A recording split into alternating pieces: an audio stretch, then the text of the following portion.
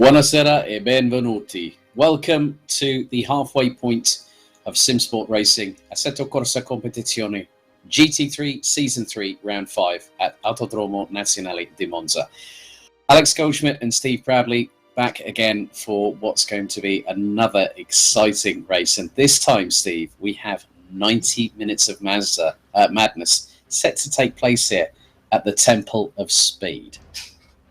Yeah, really looking forward to this one, Alex. It's good to be at Monza, where I think it's going to shake things up a little bit for the guys. There's been some interesting practice times, so who knows what qualifying is going to throw up, but I think we may be in for some surprises.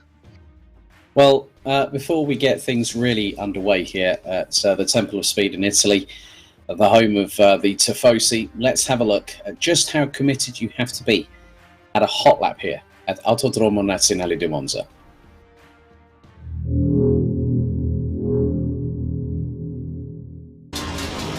Welcome on board the number 69 Mercedes-AMG GT3 of Regan Mitchell as we go on a hot lap here at Autodromo Nazionale di Monza, crossing the start-finish line, heading down to the Rettifilo chicane, accelerating all the way up to 274 on the speedo from 6th all the way down the gearbox to 1st, 70 kilometers an hour on the first apex, 65 on the second, and then you start powering out of the corner, up through 2nd, up to 3rd, now up to 4th, going through the right at Curva Grande, hitting the apex at 5th gear, around about 220 kilometers an hour before you head towards the Variante della Loggia, the second chicane here, braking from 260 in 6th all the way down to 2nd, 80 kilometers an hour through the first apex, and through the right-hand second apex you accelerate from 100 kilometers an hour up to 4th gear, and you'll push around 200 k's before you brake around 50 meters out down to 130 on the speedo in 3rd gear, accelerate, pull 4th gear up to the second Lesmo, down again to 3rd, 130 on the apex. Now power out of the corner, making sure you keep to track limits as you head towards the Curva del Seraglio. It's a left-hand kink here, and you're going to take the apex at full commitment at 225 kilometers an hour in 5th gear before pulling 6th, before the Variante Ascari. Now it's down from 6th gear down to 3rd, 140 kilometers an hour on the first entrance, and then into the exit at 180 before you start pulling the gears. You're up into 4th, you're accelerating up to 5th gear, now heading over to the Curva Parabolica, the final corner here at Monza, accelerating up to around 268 before you put on the anchors, down to 3rd, 135 through the first part of it, but then you start to accelerate. Now pulling 4th gear, going up the gears, exiting around 200 kilometers an hour, and you're going to accelerate to 5th and cross the line at 240 kilometers an hour in a 147.5.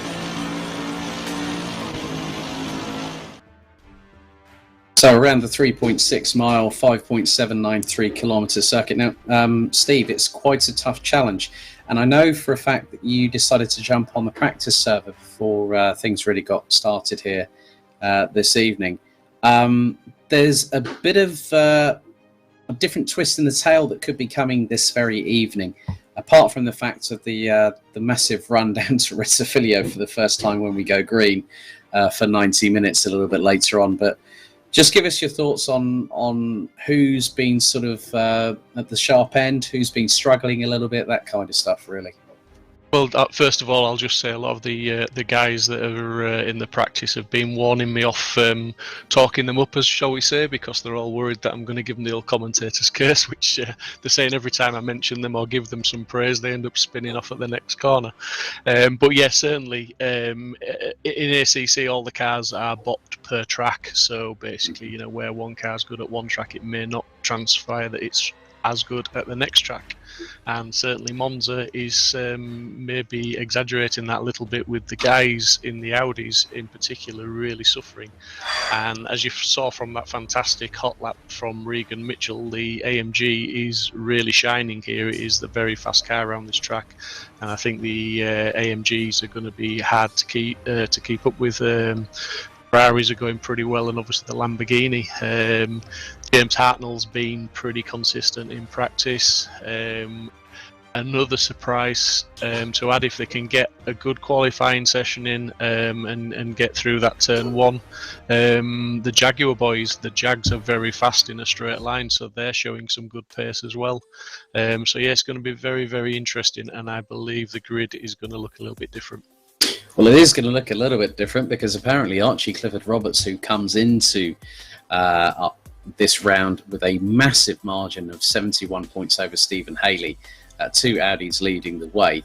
I understand that Archie isn't going to be with us this evening. Chris Crossman's still in the hunt for the title after 4 rounds. A big thank you to Jack Oliphant last time out, who took my place whilst I was elsewhere, as he got in and jumped in on all the action with Kyalami last time out. Aaron Walker, Dave Hedges round out the top 5 positions, followed by Hartnell, Critchley, Kakos, Mitchell and Abdoulaye Diop. Diop also not attending the evening's proceedings here at Monza. And you can see all the way down the order to around about, pretty much 32nd position with the Mirage Motorsports Mercedes AMG of Chris Bowman in looking, it's actually the lowest classified in terms of anyone that has secured points in this so far. So it's a good spread all the way through the field at the moment, isn't it, Steve? As I think things are really, really hotting up as we're now hitting the halfway point, because this is where anything can happen. A 90-minute race round Monza could throw any particular curveball at any particular team, and we could see some drivers really capitalise on potential mistakes over the 90-minute encounter. Yeah, definitely. I mean, it's going to be who can keep the nose the cleanest as well, just to maintain positions.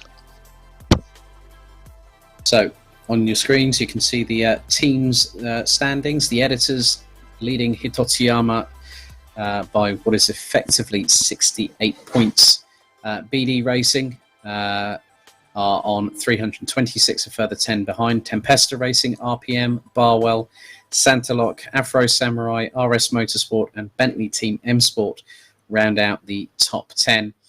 As you can also see that the top 14 all have got points on the board. We look a little bit further down the order in terms of the teams, and all the way down to Mirage Motorsports. The top 25 teams have a point on the board at the very, very least for this evening.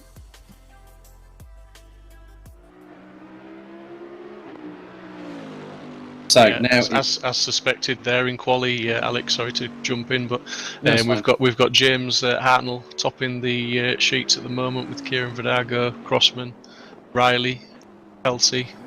So the top 5 looks a little bit different, albeit maybe Chris Crossman's normally in there, but yeah, it's looking different already.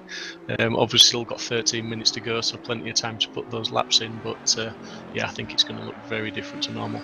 Well, that depends on obviously how quickly you put that lap in and how quickly it goes south, as Aaron Walker, currently running out the top 6 on he's about 0.885 off of the fastest lap so far, and it is coming from the 168 Ferrari 488 on home soil of Tempesta Racing's James Hartnell, absolutely blistering 1 minute. Well, he's gone even quicker. He's gone sub 1 minute 47 on that attempt. It was a 1:47.1. It's a 1:46.860. Aaron Walker 1.16 seconds off. And does he improve? No, he drops a position. He drops 2, in fact, as one of the Jaguars now comes out to play. I think it speaks volumes, Alex, because obviously you've got Aaron Walker in 8th there, 1.1 off, and Steve Haley in 9th, 1.2. So the two teammates there in 8th and 9th. I'm just looking down. We've got Dave Hedges dropping down in 15th in another Audi, 1.6 off. So the Audis do seem to be up against it this evening. Yeah, indeed they are. And Dave Hedges rounding out the top 15. But one of the biggest things here, Steve, is that Monza has always provided incredibly close qualifying. And here at ACC Season 3 round for GT3's round 5 is going to be no different. I mean, when you look at all the way down to the top 17, where Daniel Parker in the number 6 ML Frying Jaguars is only 1.779 seconds off the pace, and as the track will evolve, some drivers will really, really come alive with it, and other drivers will falter. Regan Mitchell, who we saw on our hot lap, is currently P6 on a 1 minute 47.874. Adam Isalovic in the 111 Ferrari. And I know that someone has been looking forward to my pronunciations this evening, Mr. Proudly. Thank you very much.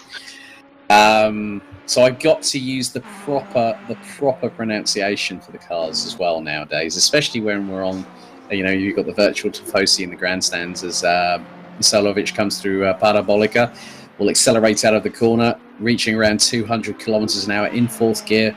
And that particular engine will sound absolutely glorious heading down to the Rettifilio chicane, which is turns 1 and 2, and it's the slowest part on the circuit. But Steve, one of the other biggest things is that it's not just high speed, it's hefty braking that the drivers have to contend with as well.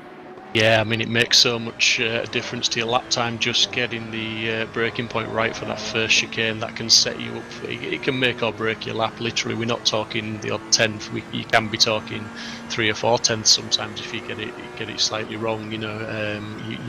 heavy braking into there, but then you need a little bit of downforce around the back end for Lesmo 1 and Lesmo 2, because getting those corners right, every corner, all the tenths add up to a good lap. And as you saw Adam come out of Parabolica there to improve on his lap time, and he's gone second now.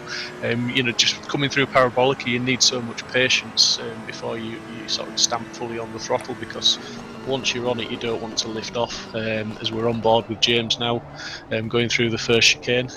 I'll let Alex pronounce the names.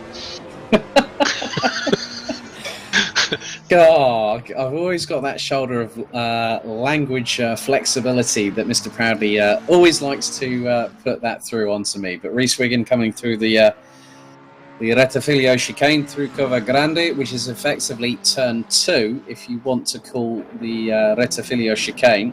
You now come up to the Seconda Variante, and then you've got. The funny thing is that on one of the other championships that I commentated on, we had Adria, and it had Quadra Uno and Quadra Due. Well, here we have Lesmo Uno and Lesmo Due. So already I'm starting to get those pronunciations in, but I think I might revert to turn numbers if things get a bit hot and heated under the collar, as we definitely know that the temperature rises when you're racing at Monza with such glorious machinery. There's Reese Wiggin in the Optimum Motorsport 720S GT3 coming under the bridge, heading down to the Variante Ascari. You're going to brake from round 6th at 260 down to 3rd.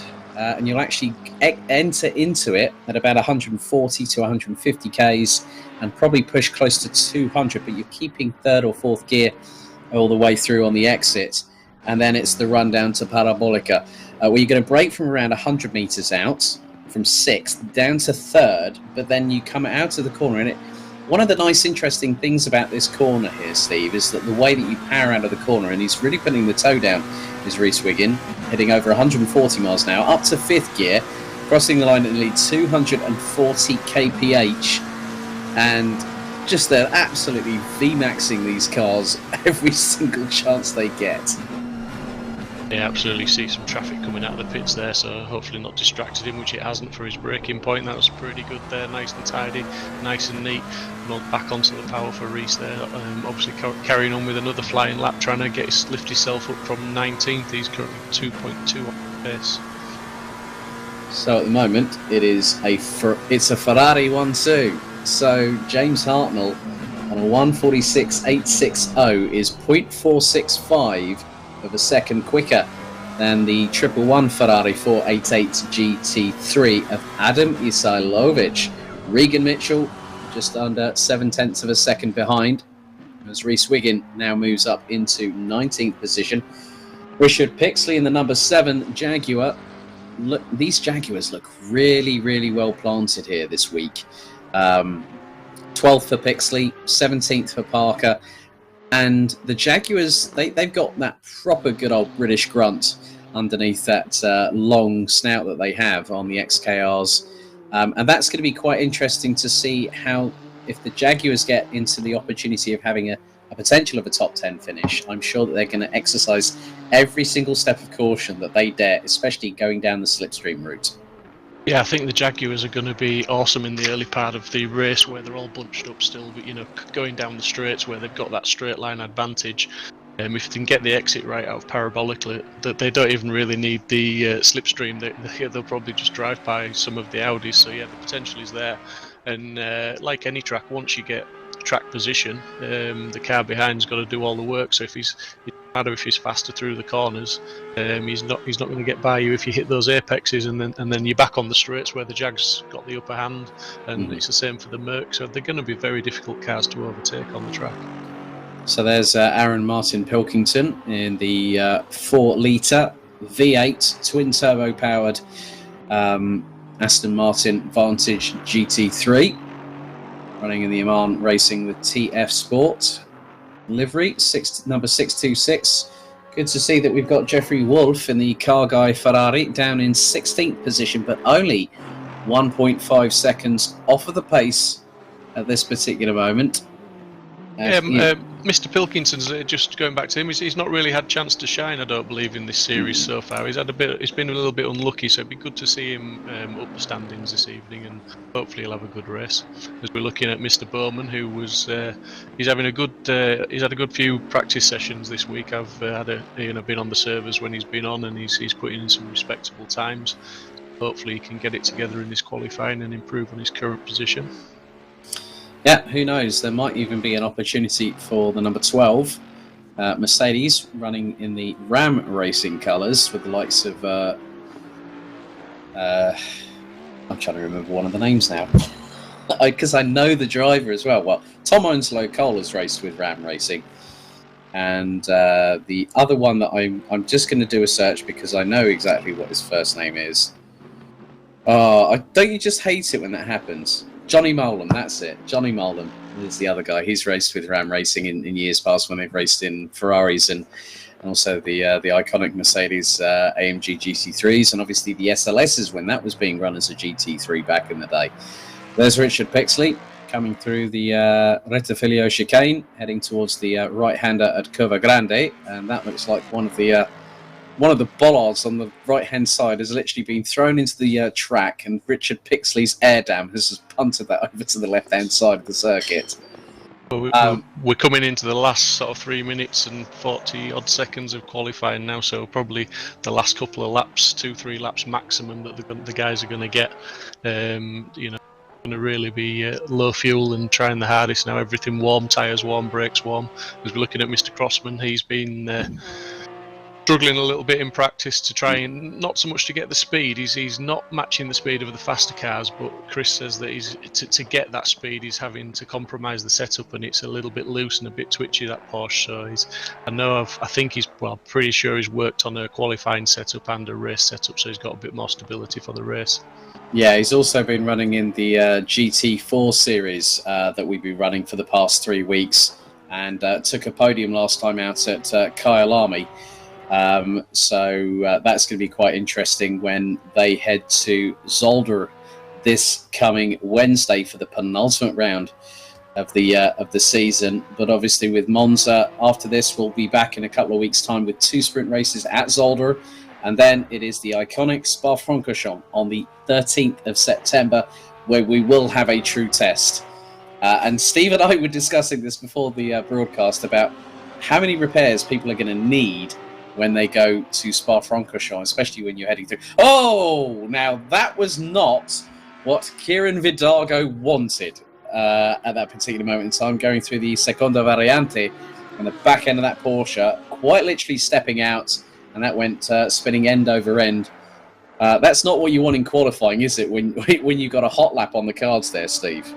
No, definitely not. And Kieran doing really well this evening. He's up in 6th place. Another one of our GT3 and GT4 drivers. So he's up in 6th place, and who knows? He was maybe it only takes a couple of tenths for him to jump up to 4th place. So yeah, hopefully it wasn't that lap, and hopefully he's jumped back to the pits and out.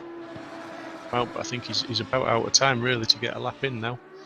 Yeah, if they're running in the 147s, as Lukas Kakos comes out of Parabolica in the Barwell Motorsport Lamborghini Huracan GT3.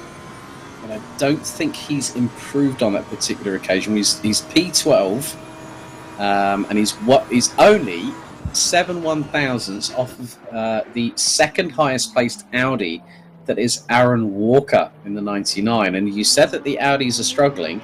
Well, Chris Pinchback has actually changed cars. He's gone into an Audi now, hasn't he? From what I remember seeing on the Discord server as well, that he's gone into the Audi, and he's only just under 1.1 seconds off the pace, but he's quicker than Mark Neutelings, who rounds out the top 10, and Aaron Walker. I mean, the thing is, yeah, you were right. The Audis are really, really struggling. So at the moment, it's 2 Ferraris. So it's 1-2 for Ferrari. Mercedes in 3rd, Porsche, Ferrari. 3 manufacturers in the top 7. And then you got Rich Smith in the Tech 1 Racing RCF GT3, rounding out the top 9 positions. And the Lexus looking pretty handy around here as well. Yeah, just say, as you're talking there, Chris Pinchbeck has just improved and he's within a second of the pole position time now, and he's jumped up to 7th. So that's a fantastic performance from Chris, fastest of the Audis. That's brilliant. That no mean feat. Yep, in the Bio Circle Team WRT colours, who this weekend have just been competing in the DTM and the ADAC GT Masters.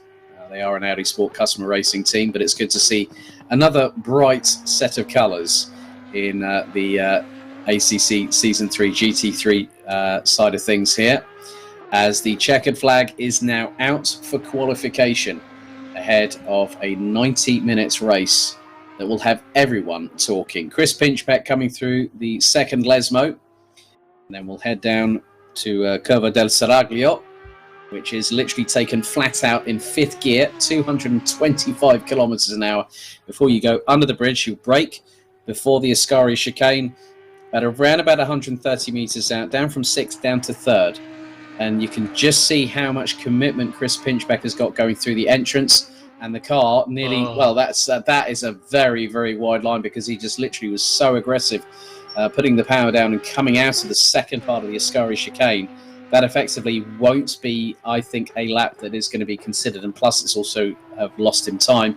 He'll come through Parabolica for the final time in the 20-minute qualification session here at Monza.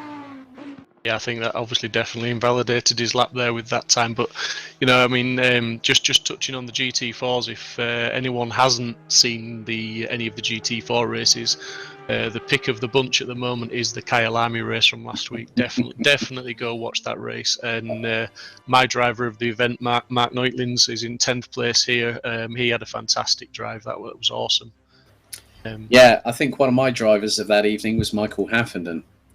He was brilliant going through the crocodiles back then. But let's have a look at how things rounded out. So it was James Hartnell and it was Adam Isailovic that took the top 2 positions. Chris Crossman rounded out the top 3 ahead of I think it was Regan Mitchell, Chris Crossman, Dean Riley, Kieran Vidago, Chris Pinchbeck, Ranjith Kelsey, Rich Smith, Mark Neutlings rounding out the top 10 ahead of Richard Pixley and Aaron Walker. Lucas Karkos not able to get that Lamborghini up any higher. 13th in the end. Stephen Haley down in 14th position ahead of Daniel Parker. So both Jaguars making it into the top 15 ahead of Jerry Wolf. Gavin Utley, Dave Hedges, Ian Tamkin, Reese Wiggin, Chris Bowman, Aaron Martin Pilkington, Bliv AK and Paul Lindsay rounding out the 24. Also, we have to give Gavin Utley a shout out as well, because he won the GT4 event last time out at Kyalami for the GT4s. Yeah, it was absolutely solid drive from Gavin. Was that he just got himself up to the front, kept his head down, and stayed out of trouble. And I think it was about a 5.5 second lead he managed to win by. So absolutely fantastic. Yeah, so we've got a few minutes until we start the 90-minute race here at Monza.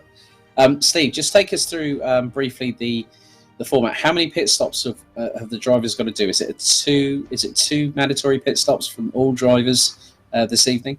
No, it is just one mandatory pit stop where they have to change tyres. There will be refuelling, because I don't think any of the cars can go for 90 minutes, except for maybe the Bentley with a little bit of fuel saving. But yeah, they can take fuel, but they have to take tyres, and they can pit at any point in the race. There's no time slot for it, so just one pit stop.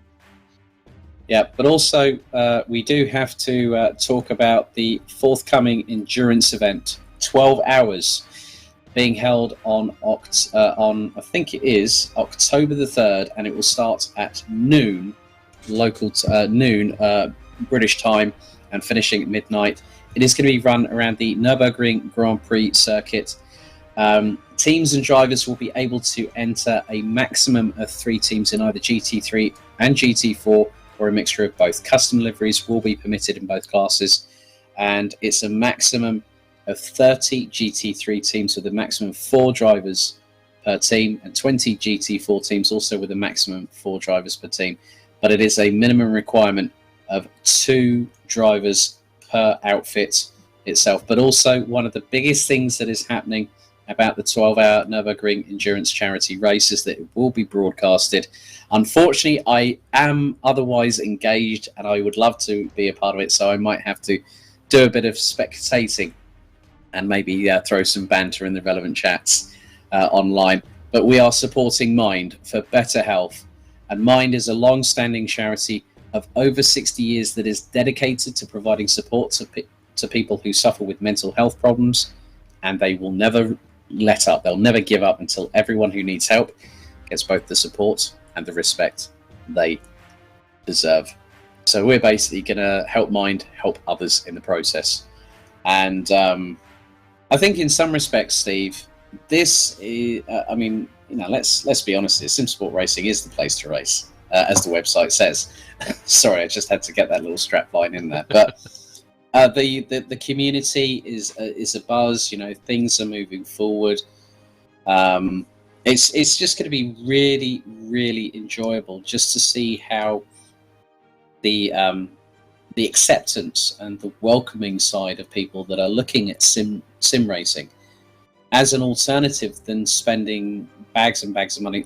I know, of course, that with simulators you can spend an absolute ton, but it's just really one of those things that it just shows that with everything that has happened in the last 4 and a bit months, how many people can sort of like say, yeah, actually, I can get myself a set of steering. I can get myself a set of pedals, a steering wheel. I can get myself a fairly decent gaming PC, get myself the software.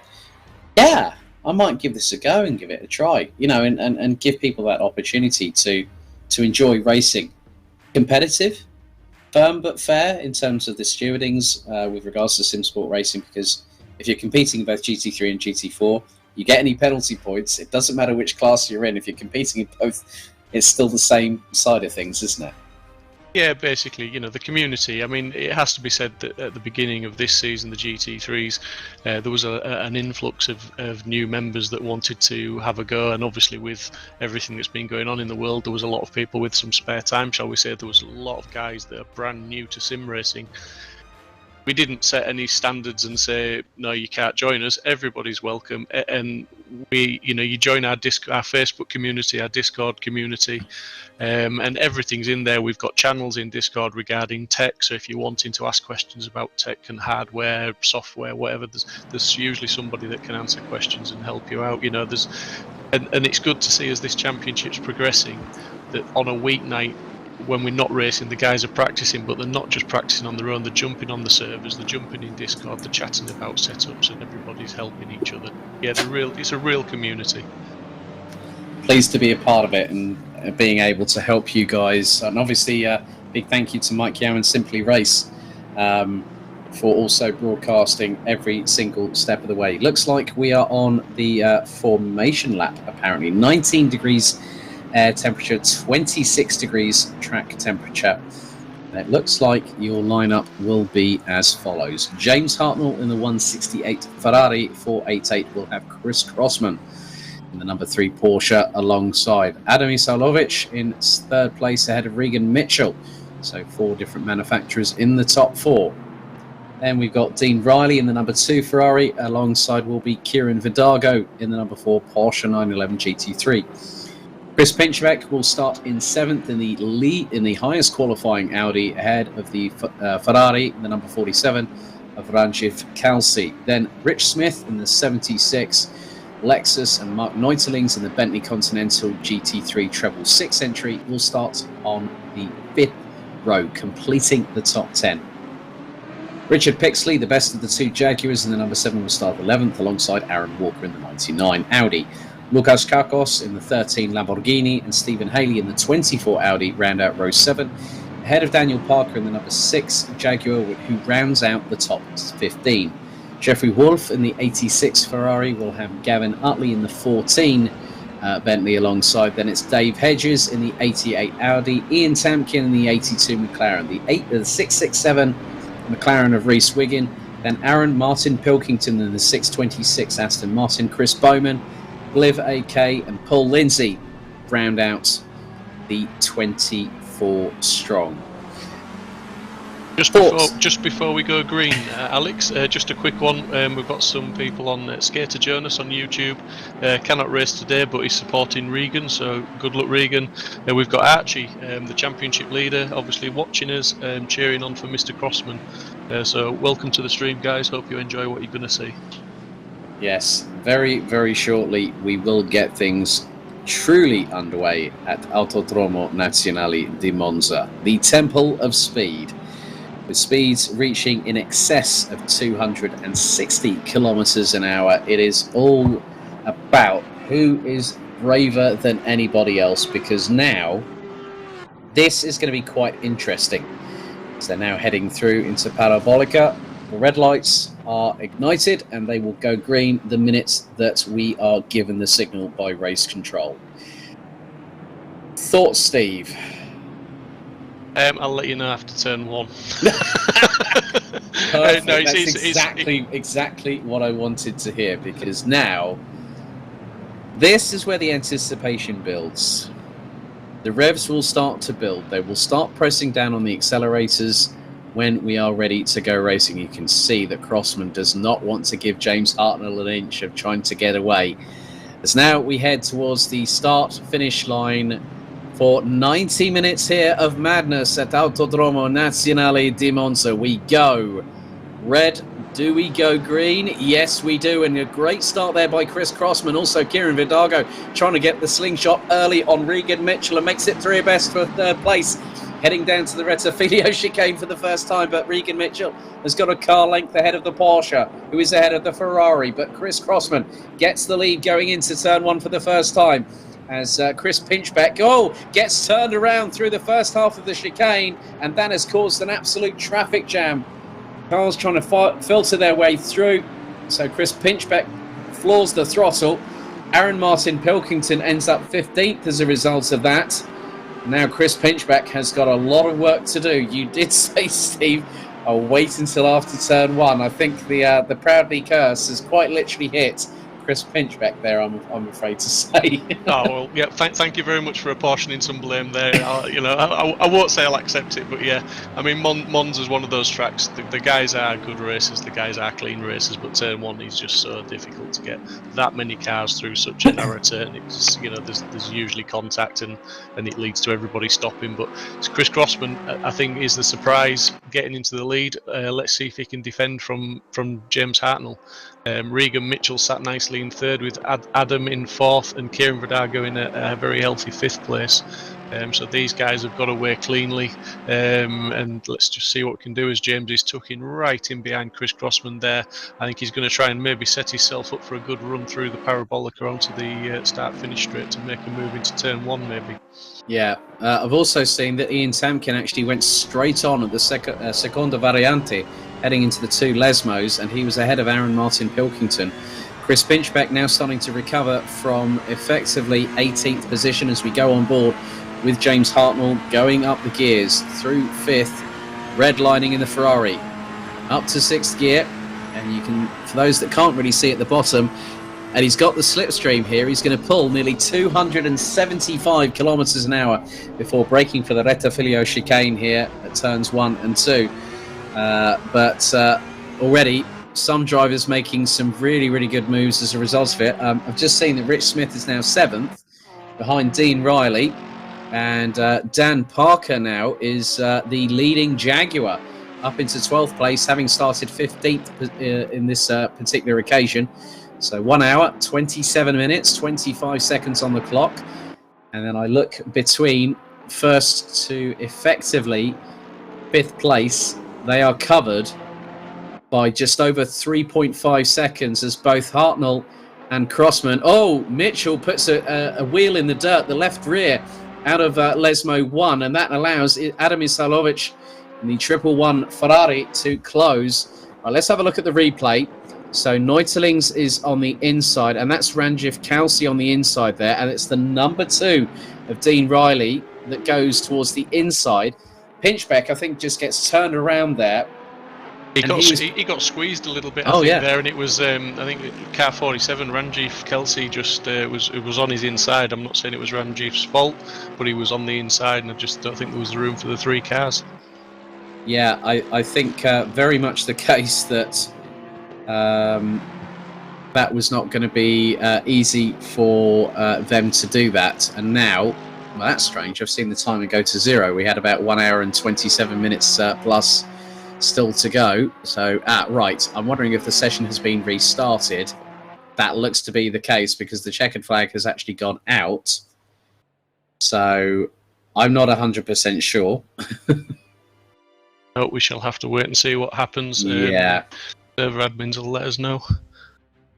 Yeah, but that was. There was. Chris Pinchbeck suffered big time there. He got dropped down, but everybody else seemed to be pretty much where they should have been, and seemed to be sort of affected too much by that incident.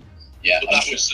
Yeah, so I just think at the end of it all, it's always going to be a case that as soon as they brought the checkered flag out, I saw the timer go to 0. I went, we've effectively stopped it, and we're going to have a full restart.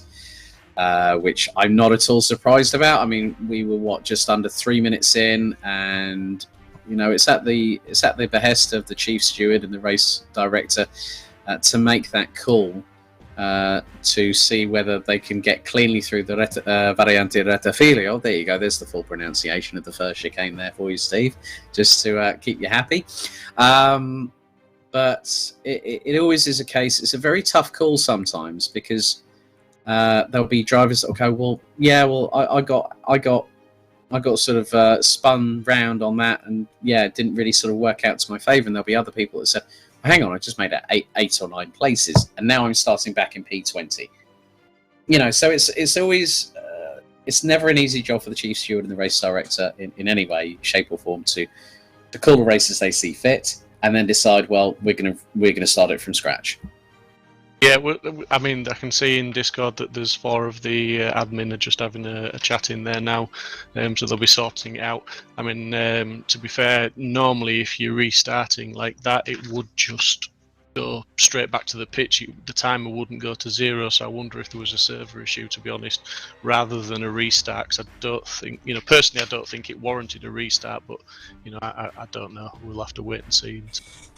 I'm sure we'll get we'll get clarification on that in due course. But yeah, I think at the end of the day, if it's a major server issue, we've got 24 cars going down into the Retafilio and then going through such an iconic circuit. But we were talking before we went on air, Steve, that it's one on my bucket list, but obviously with the GTs roaring around as opposed to Formula One. Yeah, sorry. I was just, I'll be honest, I was just messaging one of the guys there trying to find out what was going on myself, but multitasking's not my strong point. But yeah, Dave Hedges has just kindly messaged me saying there is a technical issue, so they're having a look into it now, and hopefully we'll be up and running very soon. Well, in the meantime, let's have a look ahead to a couple of rounds. Let's have a look ahead to the double rounds, the 2 rounds in Belgium, Zolder, and the iconic Spa-Francorchamps.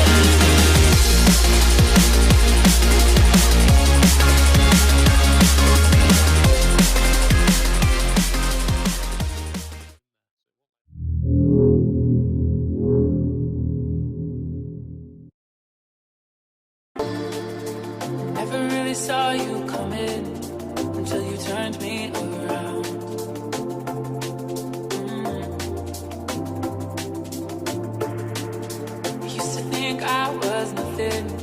But look at this love we found. So give me your hand like you took mine. No, I don't ever wanna see you cry. Oh, way up, no more tears. Oh, way up, no more tears. Take that chance, we'll be fine. No, I don't ever wanna see you cry. Oh, way up, no more tears. Oh, way up. I found you in my arms when I got you in my mind like symphony. I wanna play you like violin, love. Then I'm a dreamer, and I'm a little alone. I found you in my arms when I got you in my mind like symphony. I wanna play you like violin, love. Then I'm a dreamer, and I'm a little alone.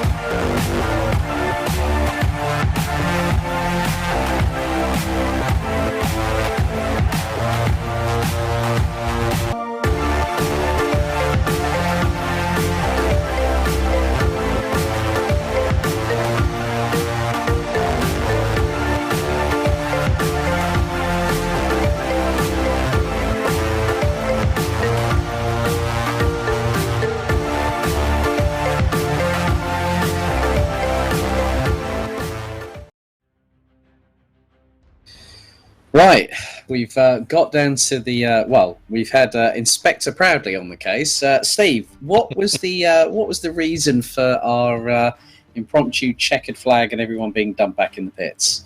Well, we have had a report from the guys that basically the system seemed to give out a lot of penalties for that first lap for whatever reason, and it just basically crashed the timings, put the timing as we all saw to zero, and finished the session, dumped everybody back to the pits. So the guys are currently creating an entry list based on qualifying, which they'll have to do manually, so that we don't have to run another qualifying session and nobody loses out on the qualifying times. And then they're gonna, once they've got that done, which will be a couple of minutes, they're gonna restart the server and jump straight into the race. So the one very, very lucky person from all that is Mr. Pinchbeck, who gets his get out of jail free card, and just as well as his mum Jean Pinchbeck is watching, and she says, "Come on, Pinchers." Well, that wasn't what you wanted to see in the first corner, was it, Jean? But he's got a get out of jail card, and he's going to be having another go at it. Well, at least this time, if he's on the Monopoly board, he can go past go and collect £200. That's all I'm saying. Yeah, we've also got Amy Walker, Aaron's wife, on there saying, "Let's go, Aaron Walker." So as ever, Amy's always on here. Jean's a regular as well. We're thanking everybody. You know, everyone who joins our streams. It's fantastic. And if you're liking what you're seeing, please give it a thumbs up, share it. Let's get as many viewers on as we can as the weeks go by. We are growing it, but we need your help to do that. So if you are enjoying it, please share the streams for us, please. Yeah, and also don't forget, apart from giving it a thumbs up, hitting the notification bell, hit the subscribe button whilst you're at it. You might be watching on Simply Race YouTube and Twitch channels, the Let's Race Facebook page, the Virtual Reality Racing Club Facebook, Twitch and YouTube streams, Thrill Junkies as well, Downforce Racing on Facebook, amongst others, including the Simsport Facebook group itself. So really, really good to hear all these shout-outs from everyone and everyone. It's a real pleasure to be a part of the community, in some respects, as the official commentator for it. And it's just like the amount of banter that I see. Like I'll see messages at silly o'clock in the morning, like say, for example, Mark Neuterling's, obviously with the time differences and everything, you have to factor that in as well with Discord. But everyone just has a laugh and a giggle at everyone else's expense, which is really, really good to see. Yeah, everybody takes it on the chin. They know that everybody knows what we're like, and as I said earlier on, as the championship progresses and the weeks pass by, all the new guys are just fitting right in, and they're giving as good as they're getting now. Just a quick one on YouTube as well. One of your supporters, Alex, and Edward Porter, says, "Hello, Alex. How are you, mate?" Good evening, Mr. Porter. Hope you're keeping well, buddy. Yes, all good. All good. Ready for 90 minutes of madness at Monza. Well, let's have a look before we get things underway here at Monza. Let's have a look at what you can expect at our charity event on October 3rd at the legendary Nurburgring.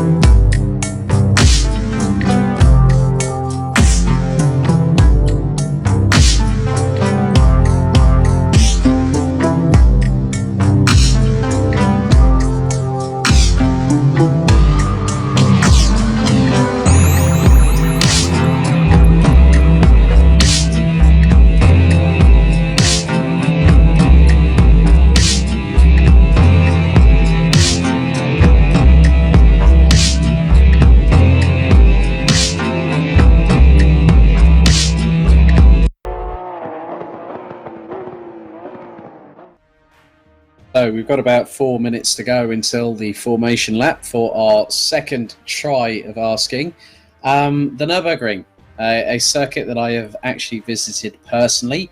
A fantastic facility, just the amount of tradition at the Nurburgring, and that will provide one hell of a 12-hour charity event on October 3rd. And funnily enough, when I head to Germany next week, I will be effectively 470 kilometers east of that location, just in the Saxony region of Germany.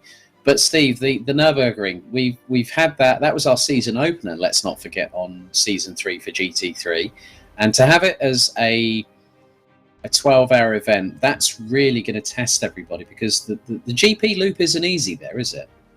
It isn't, no, and let's not forget, yes, it's a 12-hour race, but the times multiplier will be on 2, so it will replicate a full 24-hour cycle, so we are going to have a good chunk of night racing there. The weather will be set to pretty much what it is now, with the chances of rain, so I do expect in that length of time, 12 hours, we will get at least some showers, if not some proper rain. So there could be varying conditions, varying track temperatures, and obviously we've got the day-night cycle and sunset-sunrise issue, because obviously the sun in your eyes is a big issue in some parts of the track as well. So it's going to really test the guys' concentration levels and focus. I mean, obviously, if you've got a team of 2, you're going to be doing an awful lot of driving. Stints will probably be split between you, probably approximately about an hour apiece, I think they're going to be. But it's still, to have an hour off and then jump straight back in the seat and straight back onto the track is not easy. The teams with 3 and 4 drivers, then obviously that becomes even harder, because you're going to have probably 3 hours off before you jump back in the seat again. So it's always good to to have a couple of laps under your belt of practice, qualifying, whatever, before you start the race. So to go from 2 or 3 hours off to back in, that's going to add to it as well. So it's not going to be easy. Indeed. The Eifel region's known for its inclemental weather conditions. If anyone might remember the 24 hours of the Nurburgring a couple of years ago when hail came in quite literally and swamped the track. I think I've never seen that in a 24-hour endurance race, and it brought out one of the most cacophonic carnivals of carnage in the fact that people were sliding off like a good one. I know friends who were actually there that particular weekend. They were wearing shirts and t-shirts and shorts, and they said that when you see the clouds ahead, there's bad weather coming in. If there's clouds already there, there is bad weather there already. And it was already amplified. And I remember seeing the amount of cars that just literally were sliding off the circuit, the intensity of the hail. I just hope for everyone's sake at the 12-hour event that hail is not on the weather parameters. Yeah, we do. We are conservative with the weather settings. It has to be said. With the simulator, you can set up the percentage chances of rain, and storm conditions is not selected. So it's pretty much rain or damp to dry. The biggest thing I think for the guys will be the variation in temperatures, because obviously as the day turns tonight, the track will start to get cooler, and then obviously the opposite as the sun comes up. So that affects your track. The track temp obviously affects the tyre pressures, and the tyre pressures obviously affect the handling.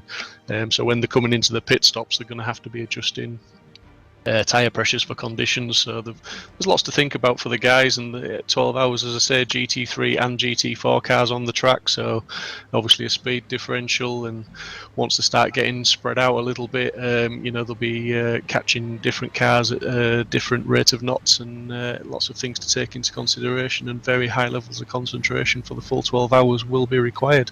And that's the same for me, because I am actually planning on trying to commentate for the full 12 hours if I can. You're a brave individual, very brave, I must say. Yeah, don't start just because you started with me doesn't mean it's going to be easy doing 12 hours. I've done a 24-hour race before, and even with 2 hours, it's a struggle. Yeah, well, I mean, to be honest, that's the plan. We'll see how many commentators jump on board. Some of the drivers are going to, we're sort of planning that some of the drivers, when they're not driving, are going to jump in and have a good long chat about how the race is going and have a go commentating with us. Because at the end of the day, it's a fun event, it's a charity event. So, the more people we can get involved in maybe doing things that they don't normally do, all the better, and a bit more fun for everybody. So, yeah, we'll see what happens. Just got a word in my ear from the broadcast director talking about biscuits. Well, you can feel it. Oh my goodness me!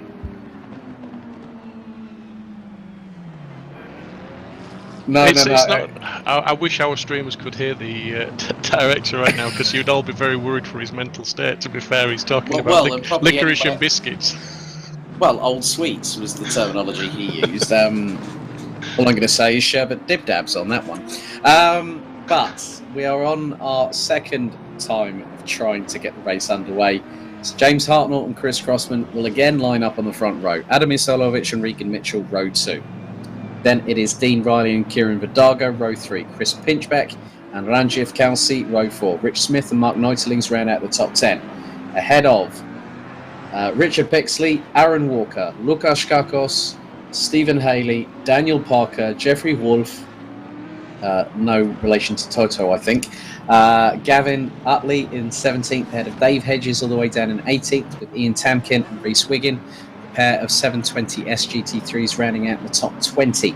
Aaron Martin Pilkington, Chris Bowman, Bliv AK, and Paul Lindsay rounding out the 24 strong. Reset to 1 hour and 30 minutes. So let's see what happens as the madness will finally descend, as will the red mist here at Autodromo Nazionale di Monza. And I'm not going to ask you about your thoughts, Steve, because you said, I remember what was said last time, I'll wait until turn 1. I'm going to wait until the end of lap 1 on this particular occasion, because we all saw what happened last time out. But yes, Chris Pinchbeck has got the biggest get out of jail free card I've ever seen in a sim race. Yeah, and that's saying something. As my old dad used to say to me, best to say now, lad, best to say now. So I won't say anything. Good man. That's what we like to hear. So they will now head to the Parabolica. So air temperature 19 degrees, track temperature 26 as well. We also have to, obviously, just by the livery on Ian Tamkin's car, I must be completely honest. Congratulations to the world's fastest gamer's very own James Baldwin for taking a first pole position, and then also got two top 10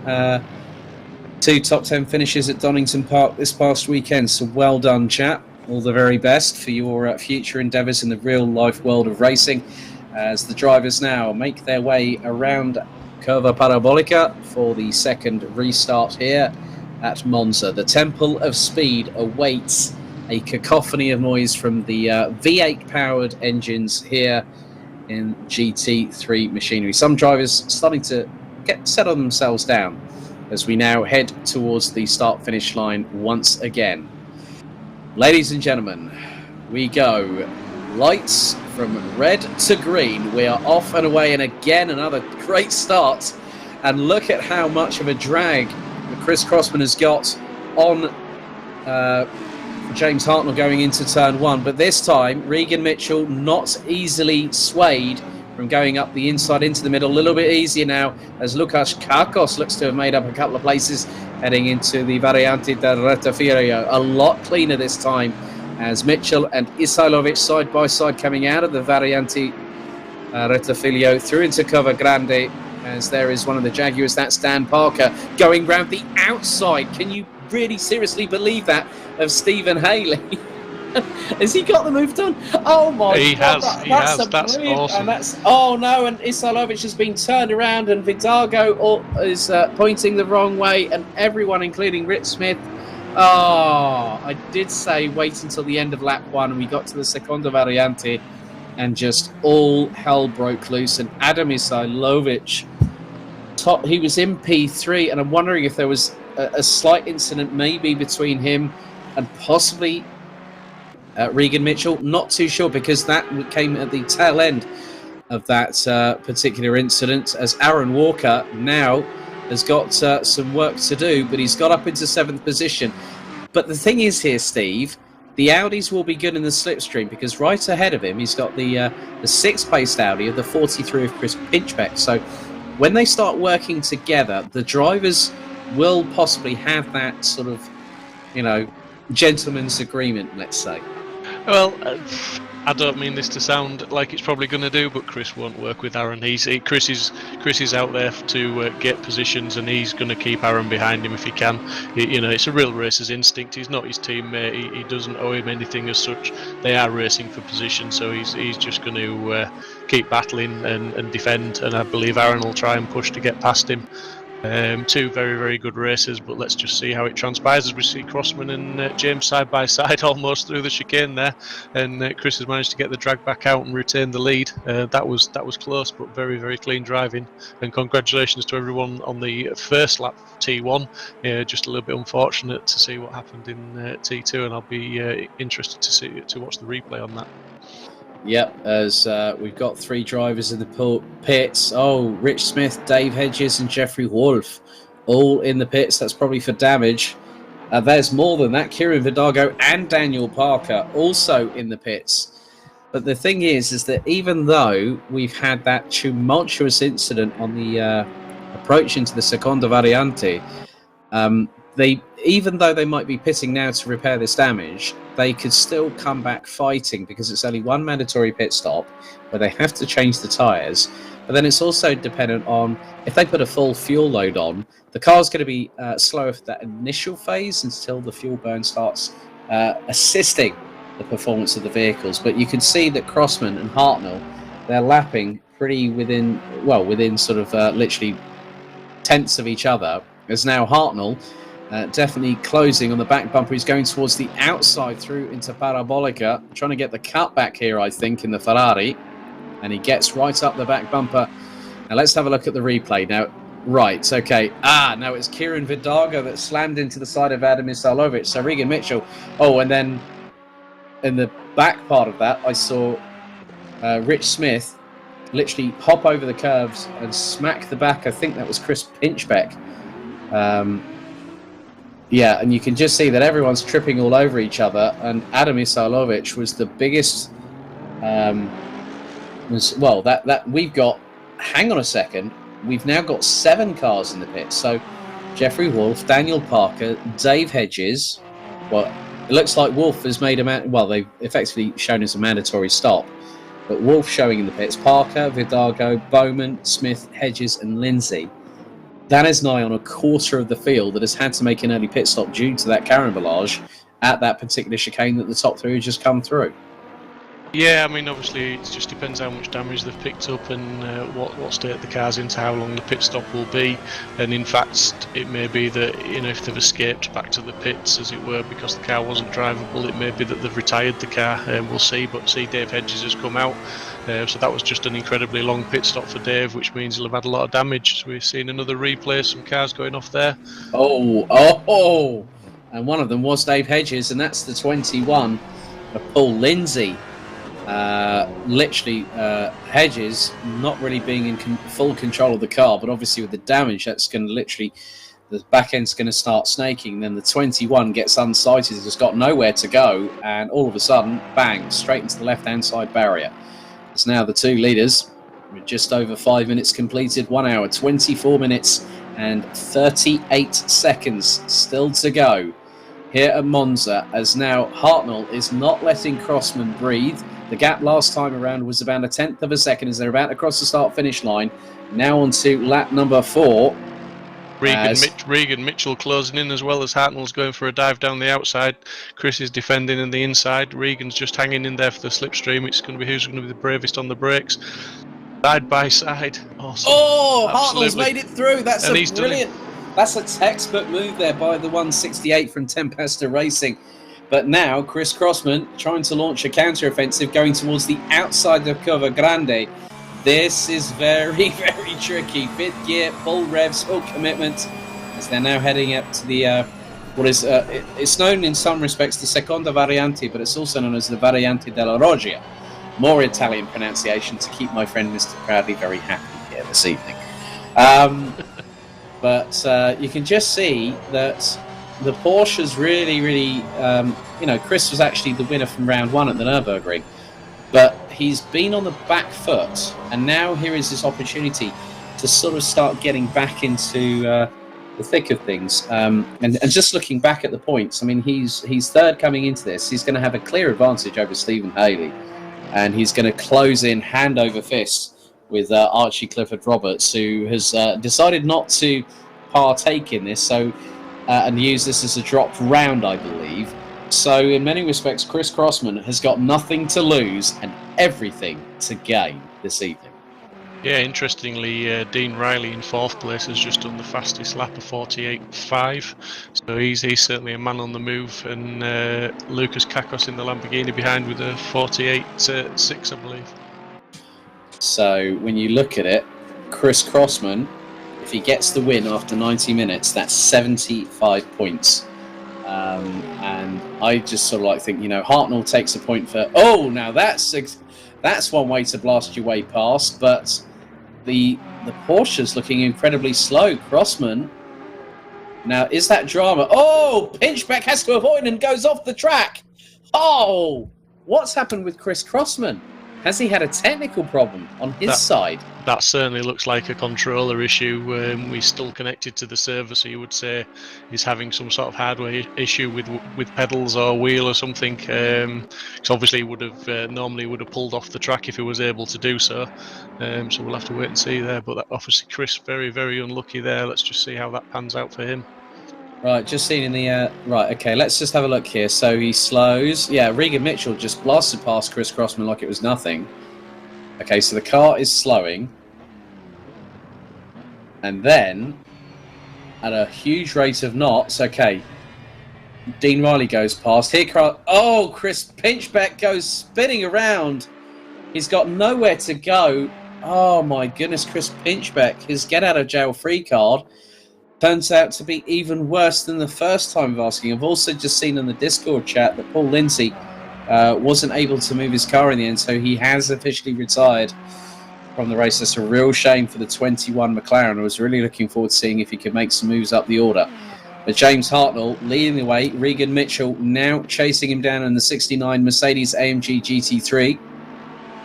Yeah, and I mean, if Chris didn't had any luck, he's just had nothing but bad luck tonight. He's really, really unlucky. But Aaron Walker, he's up into 5th place now. That's fantastic.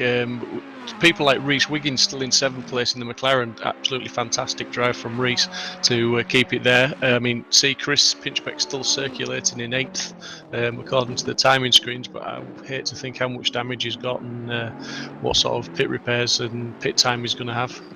Well, here's Lukas Kakos. I did say that there could be a stealthy Raging Bull waiting in the wings, and the number 13 Barwell Motorsport Lamborghini Huracan GT3 is making hay and looking to close up on Dean Riley. And between the pair of them, Riley was quicker last time around by about 0.174 of a second.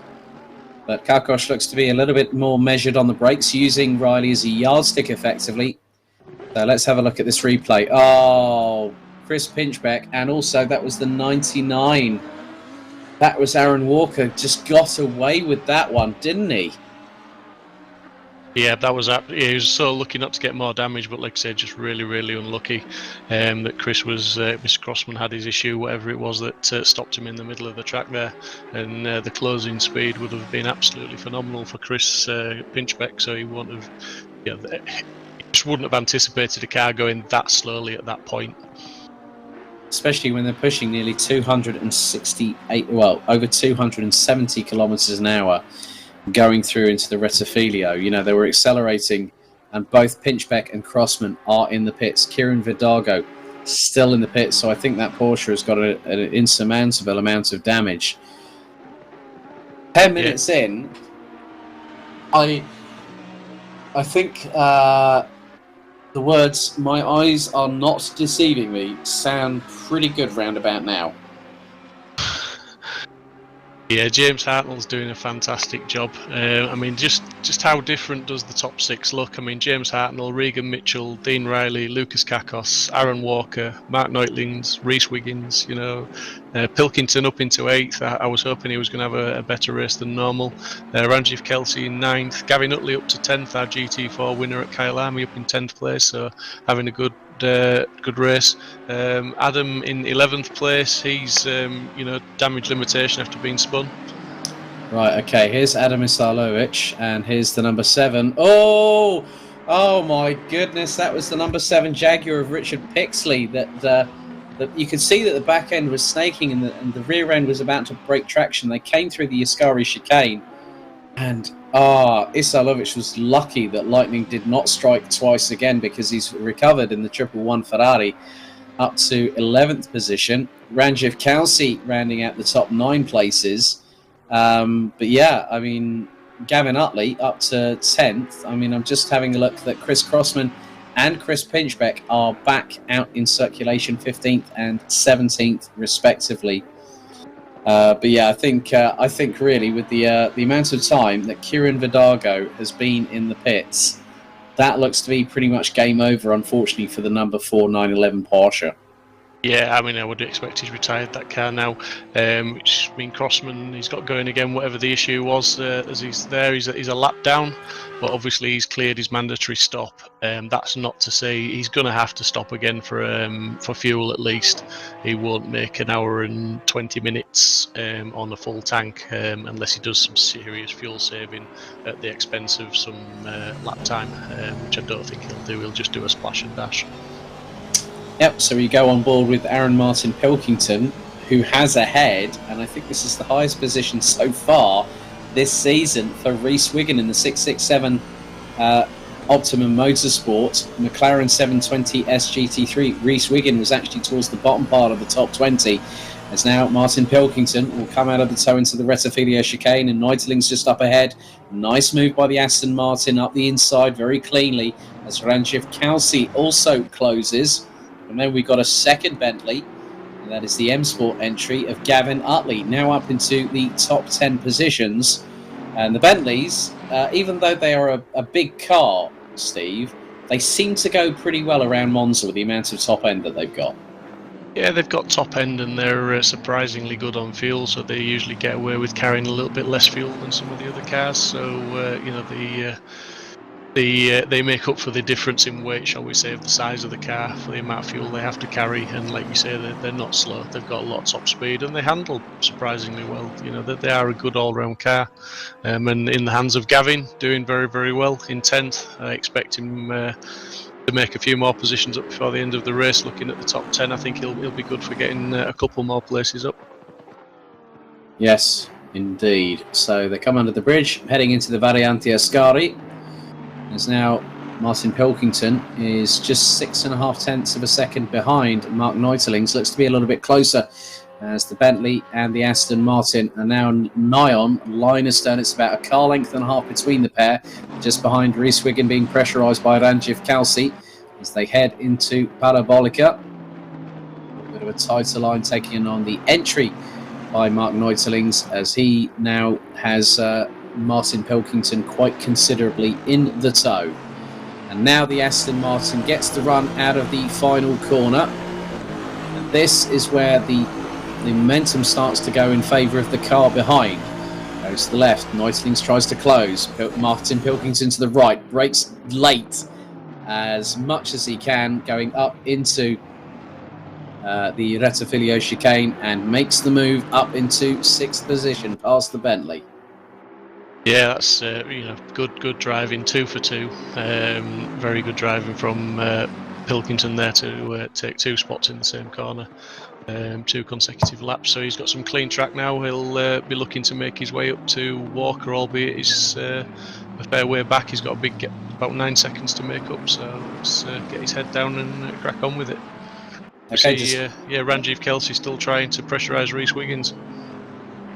Yeah, so that's very much the case as now you can just see how hard they're pushing through the 2 Lesmos as we now go on board with Lukas Kakos, who is closing up. Well, he's literally nigh on breathing in the exhaust fumes from the back of that number 2 Ferrari 488 GT3 as they've come through the Variante Ascari. Up towards the Parabolica curve they come, and it's quite nice because you see the pure thoroughbred in Ferrari, and then you see the Lamborghini, the young upstarts, because effectively, for those that don't remember the story about how Lamborghini was born, it used to be a manufacturer of tractors, but then Ferruccio Lamborghini went to buy a Ferrari, and it didn't really sort of scream to him what he wanted, and then went out on his own, and here they are now.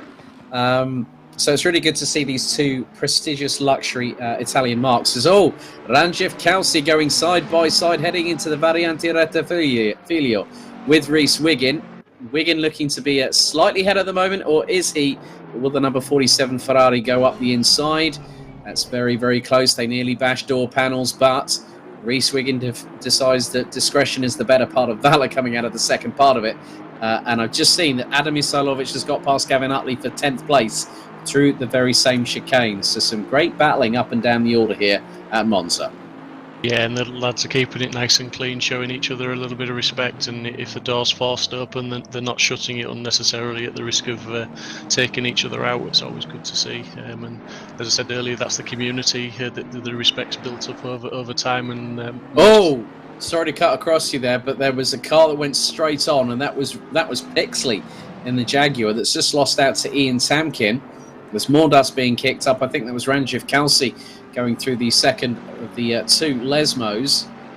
And Bliv AK in the Nissan GT3 Nismo is now up into 12th position. So that Nissan has really come alive in this race.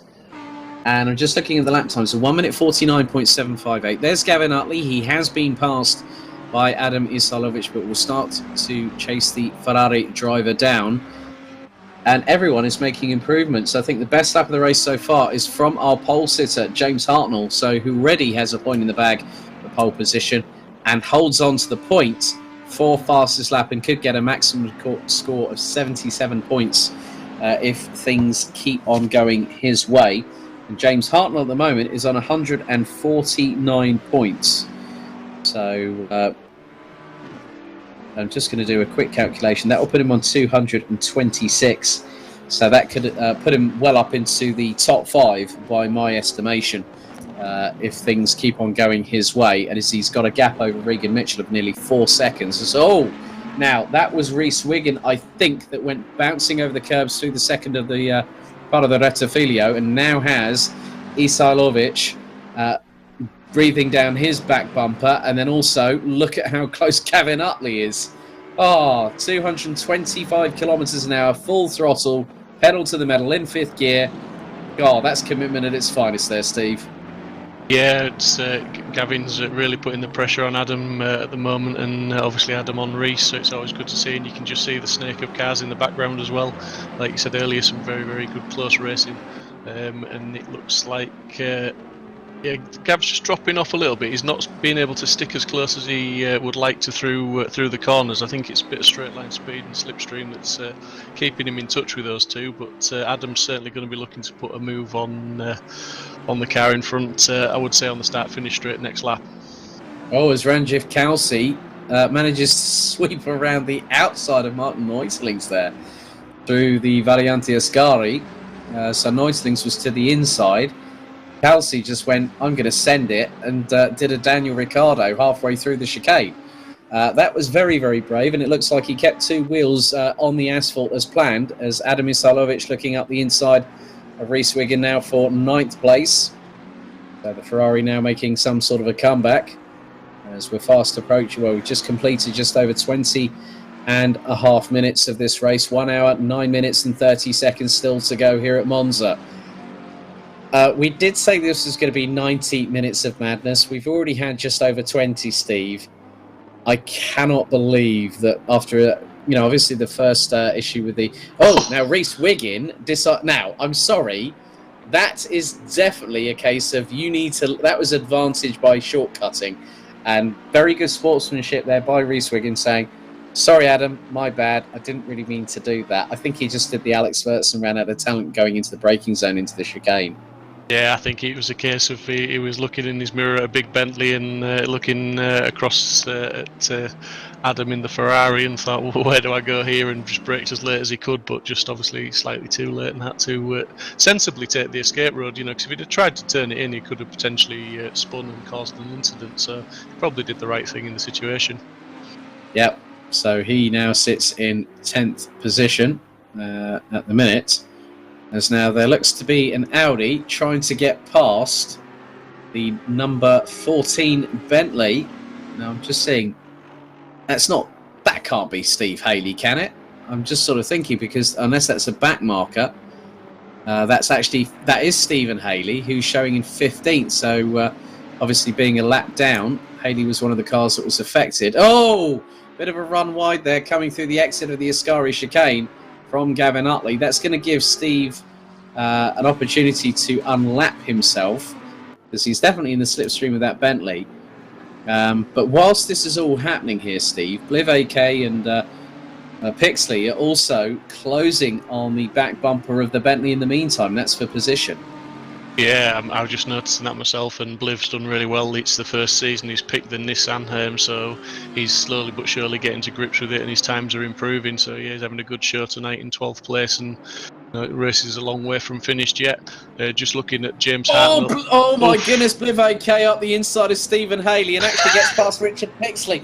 I don't know how you threaded the eye of the needle, Mr. 747, but I doff my cap to thee. That was brilliantly timed. That's the first great move of the evening so far. That was still just take your breath away. Took my breath away. It took your breath away and mine at the same moment, and I still had to keep on speaking. That's the biggest thing from my perspective. But we have, that's the first really, really brazen move of the evening. We still have 66 plus minutes of this race still to go. Anything is possible here at Monza, and Bliv AK, Right, let's just have a look. Oh, he even gives a bit of a glance to the right front wing of Stephen Haley, who gets clattered into by Richard Pixley a little bit there. And then Chris Pinchbeck has got past as a direct result. So Pinchbeck went, that's great. I've made up a position. I might be a couple of laps down, but at least I've got past Steve Haley. Yeah, I mean, Steve Haley battling for the championship, and he's really getting beaten up in this race. I think it might be one he wants to forget, to be honest. But yeah, like you say, Chris Pinchbeck taking advantage, because let's not forget these guys score points down to 20th place, so they're still fighting for championship points, and at the end of the season, everyone could count.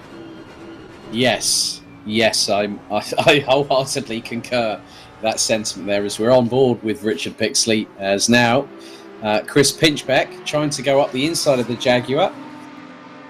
It's really funny that, like say with regards to manufacturer pronunciations, especially when you go to, and this is not a dig at anybody, when the Americans call it a Jaguar, it's just really, really strange how there's been so much, like say when people ask me about names and pronunciations, especially with the German side of things. Oh, Chris Pinchbeck goes a bit... I think he goes a bit grass-hopping there with the back axle of that Audi, and Steve Haley's trying to go around the outside of him through Curva Grande. But then, like say the pronunciations like Ferrari, Lamborghini, Porsche. When I hear Porsche, I think a little bit of the Germanic side of me dies inside. But that's just a personal observation. But I think at the end of the day, when you hear all these different names being pronounced, and then you see all these videos online on YouTube saying, this is how you say the names properly, and especially with the German names as well. I say Volkswagen, Audi, Porsche. It was quite funny when bloke said, the bloke on this video went, no, this is not how you say it. This is how you say it. Just get it right. And I was just like thinking, oh, God, really? You had to go that far with it? But to see so many great brands here in GT3 and here at SSR, Steve, just to see the great battling up and down the field. But I think that Bliv AK has just pulled out, I think, one of the moves, if not the move so far, of season 3, with that cheeky little move up the inside through the Retaviglio chicane there. That was fantastic instinctive remove, was that? It just took the position, and it was relatively clean. There was the slightest of contacts, but nobody really suffered from it. It was just absolutely fantastic. I mean, just on your pronunciations, talking about it, all I will say is I'm from Yorkshire. So I'm not saying any more than that, lad. I've got my own way of pronouncing things, and that's that. Hey, well, to each their own, and I'm not even going to try and attempt a Yorkshire accent because I'll probably fail. But I think you can just see how scuffed up this is how realistic Assetto Corsa Competizione is. A great job by Kuno Simulazioni for the job that they've done. The left-hand side sill of Richard Pixley's Emil Frey Jaguar GT3 car has got so many scuffs on it. I think that's more than just, when someone goes, yeah, that'll just buff out. It's like, I think we need to give you an estimate for that one, sir. That won't be cheap. Yeah, and thanks to Mike, who's working the cameras tonight. He's giving us some fantastic angles, because these are great. As we can see, the Audi's sort of closing up on the Jaguar under brakes, but the Jaguar's just got such long legs. And of course, technically these guys, I believe, are a lap down still. So, they're trying to unlap themselves. It's still not for position. So the driver in front's not always that keen to let them past. He wouldn't be if it was for position. Yeah, especially with the Battle of Ingolstadt going on behind the Jaguar at the minute, as Haley runs a bit wide coming out of the Variante Ascari. So we've got... can you believe this, though, Steve? We are close to finishing the first third of this race here at Monza. It's been absolutely dynamite, as Adam Isalovic in the T2 Motorsports Ferrari 111 closing on Mark Neutling's. Can you believe that nearly half an hour has already gone? Yeah, it's just been action-packed, hasn't it? Obviously, with the false start that we had and a bit of a delay, the time has really gone quick as Adam shows the nose and he's pointing it into the inside. But no, Mark had the measure of him on the brakes there and just defended well. It's all about the exit speed now, but Adam's going to tuck him behind again. Yeah, I mean, it's flying by. The boys are giving us some close racing. Yeah, we've had a couple of incidents, but difficult. We knew that was going to happen because the grid was so mixed up with the hot lap times. But hot lapping's totally different to race time. So some of the lads that the Audi lads that didn't have the speed in the race potentially have got the racecraft to try and to fight their way through, but they've just got involved in a few incidents. But the Audi that's leading the way is Aaron Walker. And Walker now, Steve, is 3.571 seconds behind Lukas Kakos. And if Aaron takes 5th place, that will give him 48 points. And at the moment, Aaron is currently on 155. So, I think, as you say, Aaron Walker has the racecraft to move up the field. I won't say he'll be smiling, but Archie will be breathing a sigh of relief because obviously Stephen Haley, Chris Crossman, the guys closest to him, are a fair way down the field and a couple of laps behind. So it's, if Aaron Walker's the highest finisher of the championship runners, Archie's lead's safe. It might. You say that now, but I'm going to throw a curveball here. Okay, so Stephen Haley currently 16th. That will net him 15 points, and that will put him on 196. Chris Crossman, 14th position. That will net him 21 points and put him on 201. Then you look at Aaron Walker, 48 points, and that will put him on 203. Then you go down to Dave Hedges. Dave is currently 19th, so unfortunately that would put him on 158, as that would just be 6 points. But then you look at the curveball that I'm about to throw, because if he gets the fastest lap, he's taken pole position and takes the race win, James Hartnell gets to within 26 points on 226. He's on 149 at the moment, but if he gets to Grand Chelem, he'll let's look at it this way. Archie Clifford Roberts' lead coming into this race was 71 points. And when you look at it, he'll basically have just over 36% of that, 36.6% of a margin as opposed to what he had coming into this race. So James Hartnell, if he keeps, dots the T's, crosses the T's, dots the I's, and has a flawless performance, he will be within striking distance at the very next round. Yeah, the championship's a long way from over, so obviously, battling for all the points is what it's all about. And obviously, the drivers all dropped their worst scoring round, so by not attending, this will be Archie's dropped round. But I'm just trying to remember, and it's very unprofessional of me that I can't, but there is a attendance bonus at the end of the season, and I think it's 15 points. For anyone who attends every single race. They'll drop their lowest scoring round, but they will gain 15 points for attending every race, starting and finishing every race. That's actually quite a nice little caveat there when you think about it, as Mark Neutling's trying to go up the inside of Ranjith Kelsey, but Kelsey keeps it pinned to the outside of the Rettifilio, through into the second half of it, and that's very, very close indeed, because just behind they've got the 667 Optimum Motorsport McLaren 720 SGT3 of Reese Wiggin, not too far behind as they're going to head up towards the Variante della Roggia. Contact there between Kelsey and Neutelings. Neutelings goes round the number 47 Ferrari up towards the first of the two Lesmos. And this is going to give Kelsey an opportunity to go up the inside of the Bentley. Coming into this scrap now, look at how close it is truncating, because you've got Utley now in there. Wiggins trying to go up the inside of Neutelings through the second Lesmo. Utley going around the outside, can't get through. Then you got Bliv AK, who's past Richard Pixley. Well, that has really sort of amped up the temperature, let alone it being 24 degrees Celsius on the track here at Monza. Yeah, everybody pushing, and obviously Chris Crossman's on the tail of that, I believe, as well. Fighting his way back as Bliv runs really wide there. Yeah, he's going to lose some speed into the run down to the Parabolica now. So it'll be interesting to see if anyone gets alongside, and indeed they do. Richard Pixley, albeit round the outside, but he's got the move done. Bliv's going to come back at him under the brakes. Oh, that's close.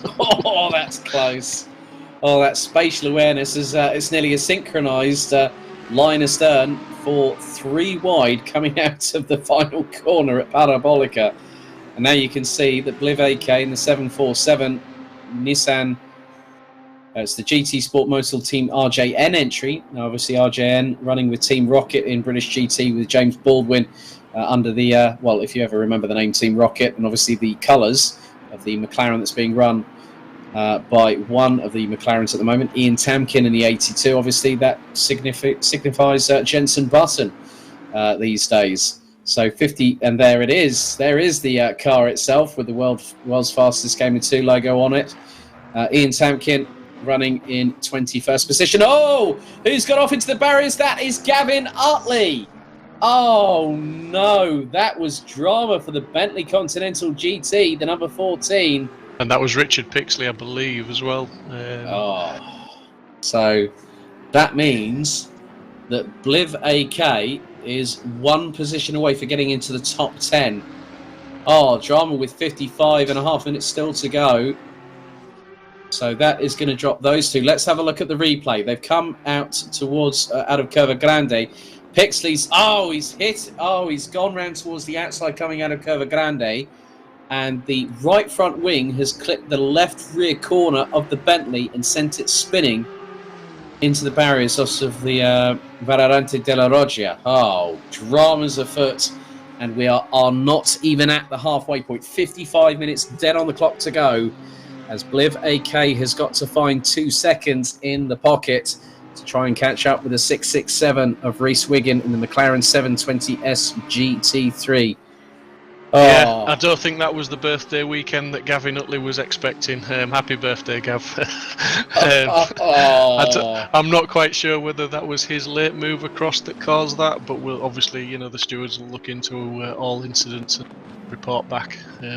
Well, I think at the end of the day, Gavin Utley had the racing line. Let's have a look at the replay here. So Utley, right? Okay, Utley's gone to defend, hasn't he? Yeah. And Pixley's already tried to sort of move across to try and sort of, and they're both now in the pits. So are they both? Let's see if that's going to cause a change as a result of that. So I'm just keeping an eye on the chatter. Right, okay, let's have a look. Another angle here as Pixley closes. Yeah, he's gone to turn it. He's gone to get the inside line. Utley's started to come across, but he's done it gradually, which he's very much in his right to do. So it is down to the race stewards on that one, if I'm completely honest. Meanwhile, Mark Neutelings has a very, very fast closing McLaren on the back bumper. As now Bliv AK now trying to close down on the 2 ahead. So the 747 Nissan Nismo GTR GT3, aka named Godzilla, especially when you saw Katsumayo Chio-san with back at Mount Panorama back in 2015 when the Nismo team, where he was running alongside Ollie Jarvis, won the Liqui-Moly 12 Hours of Bathurst.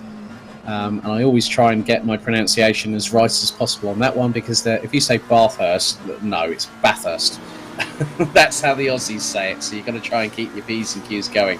But Bliv AK being closed in on by... Yeah, it is a Bathurst.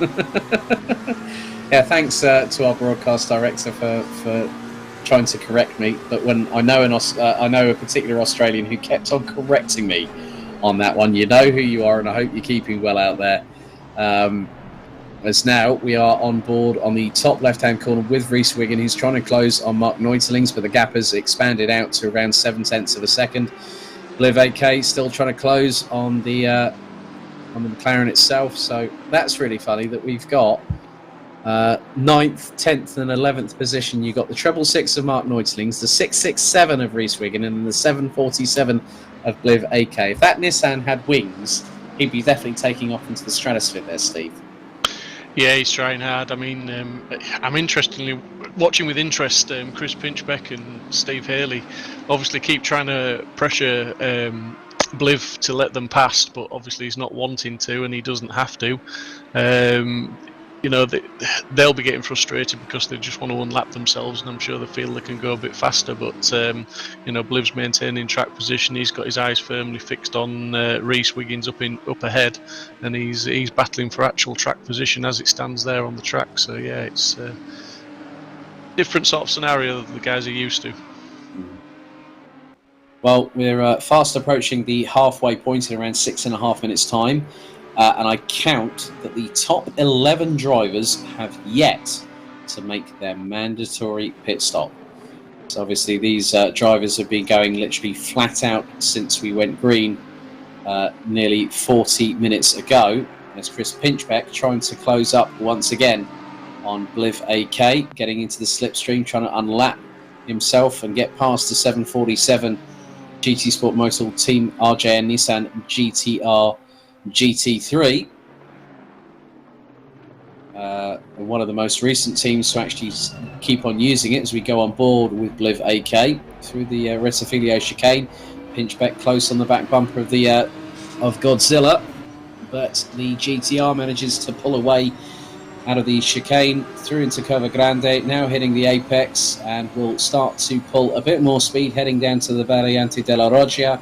6th gear, hitting the top of the rev range, down into 2nd gear here at the first part of it, through the 2nd part, now up to 3rd, now up to 4th, and as you can see the slightly different inclinations on the rev how the drivers actually see the red lines, a bit different on the GTR as opposed to some of the more conventional machinery such as the 720S, which will normally scale from left to right. And here is the Audi of Chris Pinchbeck. Again, a different layout on the using a Bosch heads-up display in front of the driver. Down into 3rd gear, 130, as there was a big run wide there. I've got a feeling that might have been Mark Neutlings or Reese Wiggin coming through, as that is one of the Jaguars. I think that is Richard Pixley. That might be as Ian Tamkin now pits in 20th position in the 82 Jensen Team Rocket RJN McLaren, as Bliv AK runs very wide through Parabolica, and that allows Chris Pinchbeck to gain another lap back, but the Nissan now closes back up under the slipstream. Just over 49 minutes to go, as again Bliv AK up the inside of Chris Pinchbeck. This seems to be the Nissan sweet spot, going deep into the braking zone, into the Rettifilio, and manages to get it through. And this time, Steve Haley closes up on Chris Pinchbeck.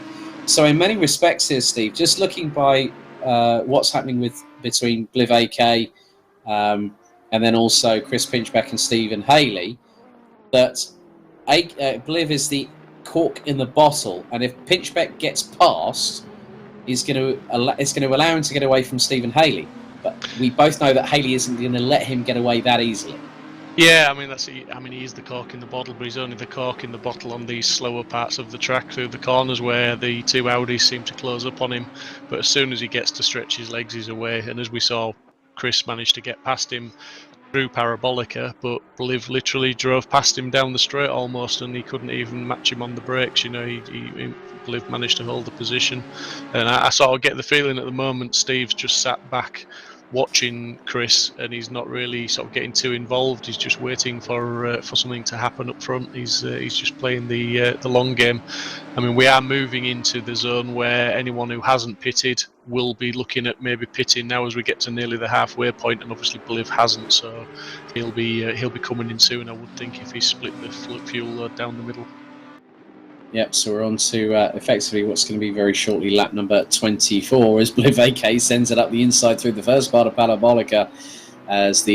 Now that's one of the Jaguars running wide coming out of the corner, but obviously blue flag situations are now very much apparent here at Monza as we head into the dying stages of the first half of this race. So Hartnell, Mitchell, Riley, Karkosh, Walker, Martin Pilkington, Isalovic, Kelsey, Neutlings, Wiggin, and the driver on your screen, Bliv AK, and the 747 Nissan, have yet to serve their mandatory pit stop. As there is the leader coming down towards Parabolica on lap number 24. so far, and it's been a pretty clean race for the number 168 Tempesta Racing Ferrari 488 GT3. But the key question is, who is going to blink first? Because obviously when they started this race, they will... I mean, Steve, look at it from this perspective. Regan Mitchell is about 5 seconds behind James Hartnell. Then it's a further 8.8 seconds back to Dean Riley, a further 7.7 seconds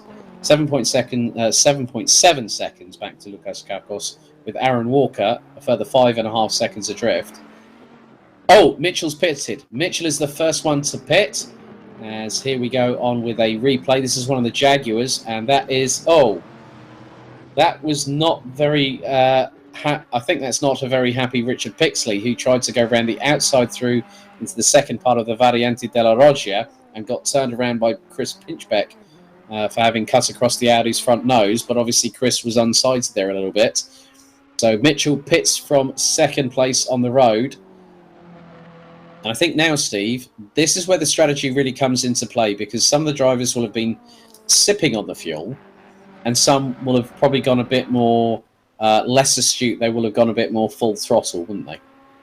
Yeah, I mean, I think they'll. To be fair, they will fuel for just full throttle, flat out racing. They'll break it. A lot of the fastest tactic is to split it into two halves, obviously 45 minutes, and just fuel for both halves, because you have to take tyres, and that determines the length of the pit stop, which is usually around 30 seconds, unless you've got some damage to repair as well. It just depends how fast your in lap and out lap are as to the undercut and overcut, even if that's the way you're looking to race. But I don't know if anyone's really close enough to achieve that at this point. And they're all reasonably well spread out up at the front end. I see Dean Riley now up into the second due to Regan taking that pit stop, and Regan's dropped down to 10th place. But everybody else up ahead has got to do their pit stop, so I expect to see him climbing back up the leaderboard very soon. And as you say that, the leader has now pitted on lap number 25. James Hartnell has now pitted. That puts the second of the Tempesta Racing Ferraris now up into the de facto lead. So Dean Riley in the number 2 goes across the start-finish line. This will then promote Kakos, Walker, and possibly Martin Pilkington, I think, up into the top 4 positions here, as now Dean Riley negotiates the Variante and Aaron Walker pitting as well. Yep. Good. Well, I think we both spotted that at the same time, didn't we? Yeah. Synchronised spotting, as now Martin Pilkington will inherit 4th place as a result of that. Yeah, great drive from Aaron Martin Pilkington this week, staying out of trouble relatively and having a good race. Aaron Walker will be very pleased with the position he's in, considering the pace he doesn't have. And Amy's still cheering loud and clear on YouTube at the moment, saying again, "Let's go, Walker, let's go." So yeah, Aaron will be really pleased with where he's at. Bliv AK's just pitted from 9th place. So yeah, so it's as expected. To be fair, Alex, halfway point in the race, they're literally taking enough fuel to complete round about half. They'll swap the tyres, come out fresh tyres, and enough fuel to go to the end. So it'll be a race to the flag once they've all done. Right, here's Chris Crossman looking incredibly racy, and now he's trying to get past. Now I think that is for position. So he's literally on the back bumper of Reese Wiggin heading into the Ascari chicane. And the Porsche really got the legs on the McLaren at this particular moment, as that particular occasion, Chris Crossman actually decides to duck out of that battle. I think, obviously, with what happened with him earlier on, where he had the technical problem, and then obviously Chris Pinchbeck had to literally dart to one side and did a 1080 plus in his Audi on the main straightaway when Chris Crossman was battling for effectively second place with Regan Mitchell.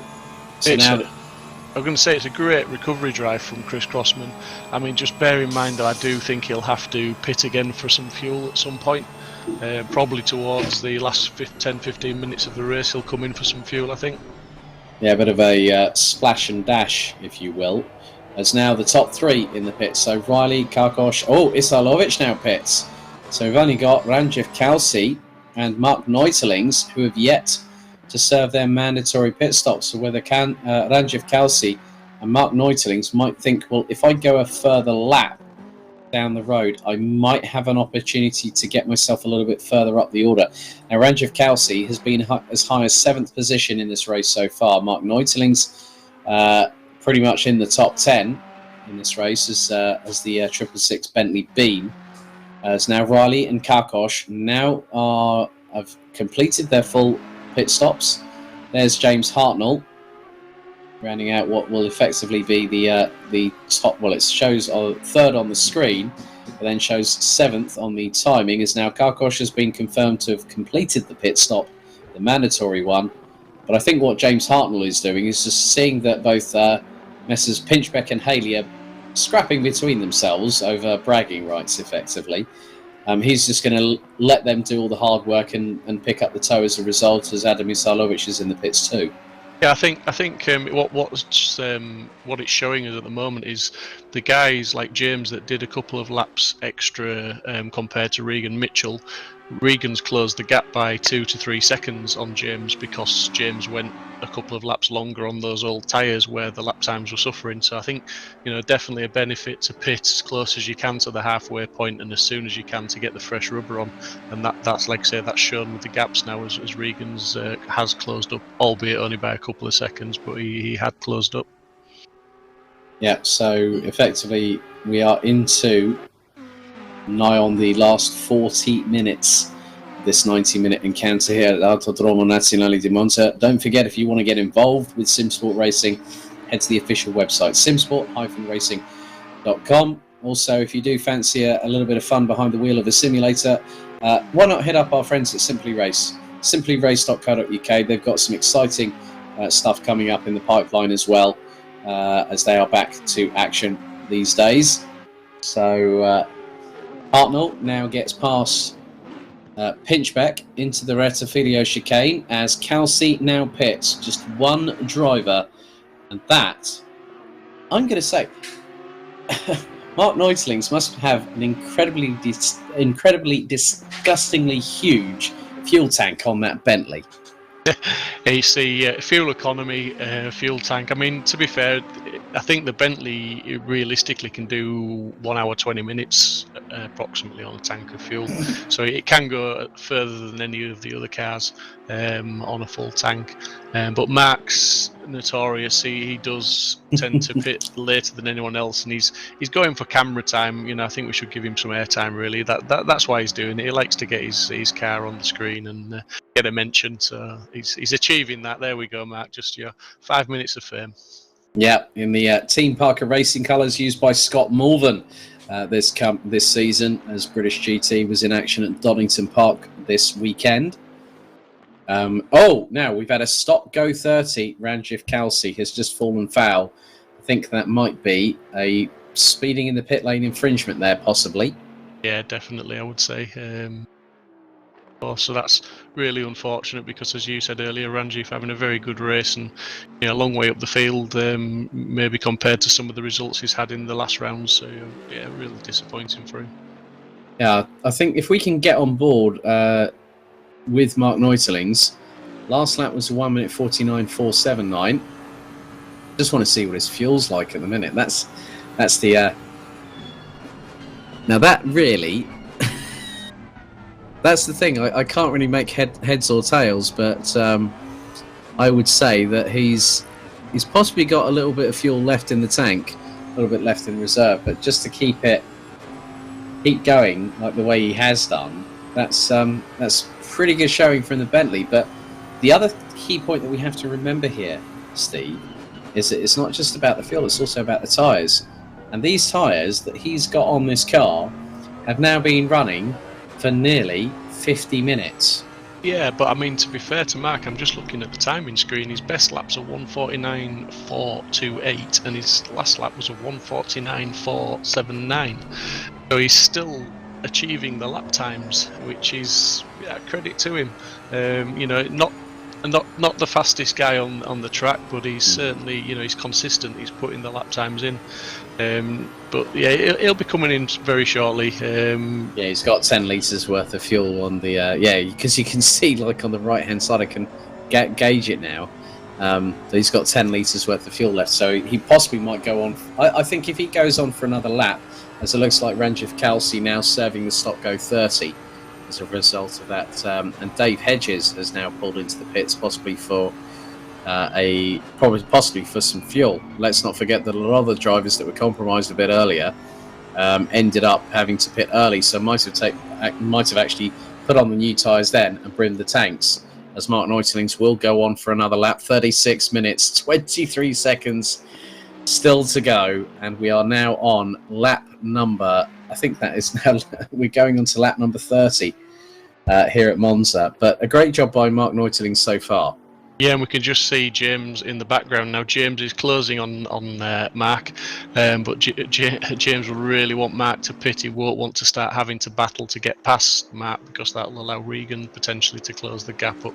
So he'll be looking ahead. He'll be putting the laps in as fast as he can, thinking, "Go on, Mark, please pit, please pit. I don't want to battle you, please pit." So, just, you know, he won't want that battle. But if Mark's got around 10 litres on, that's equates to probably 2 to 3 laps in the Bentley, I would say. 2 laps easily, 3 at a scrape. Yeah, move, Mark. Get out the way is probably what James Hartnell is thinking round about now. So, but if you ever talk to Mark on Discord, and he's a great guy, fantastic character, but there's one thing he won't do if he's racing for position: he won't make it easy for you. He'll show you respect, as he did in the GT4s, but he just won't make it easy for you. He will battle, and rightly so.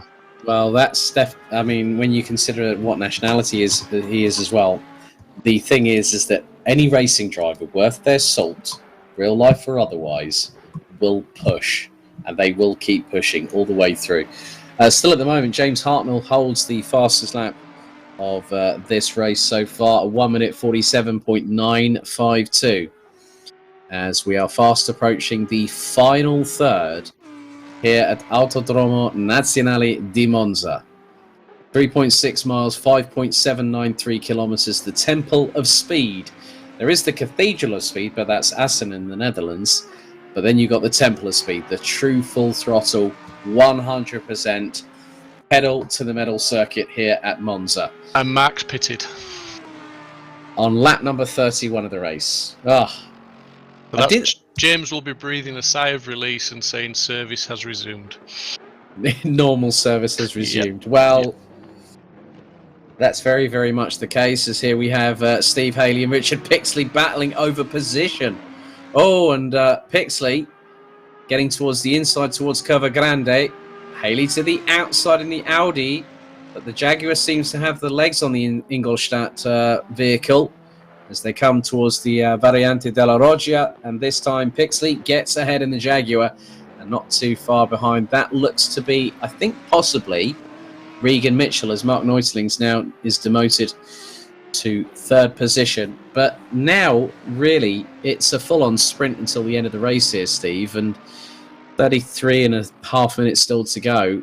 There is every sense of the word of the realms of possibility that if Regan Mitchell keeps things nice and clean, crosses the T's, dots the I's, and goes for it, he could have a chance, if things go his way, to catch up with James Hartnell.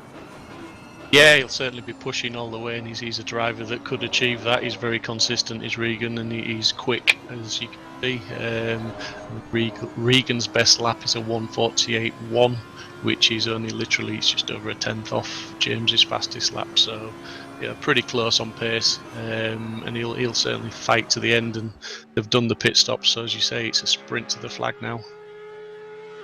Yeah, as you can see how committed they are coming under the bridge at over 260 kilometers an hour. Aaron Walker there in the Audi Team Hitotsuyama 99 Audi R8 LMS GT3 is trying to close the gap on Lukas Kakos, but now at the moment that is 8.6 seconds. And with the pace that the Audis have been showing, I'm just having a look at the lap times. Lukas Kakos, Steve, has just done a 1:48.390.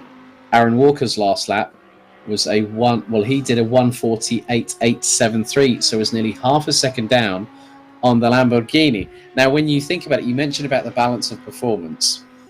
And also, let's look at it from another perspective.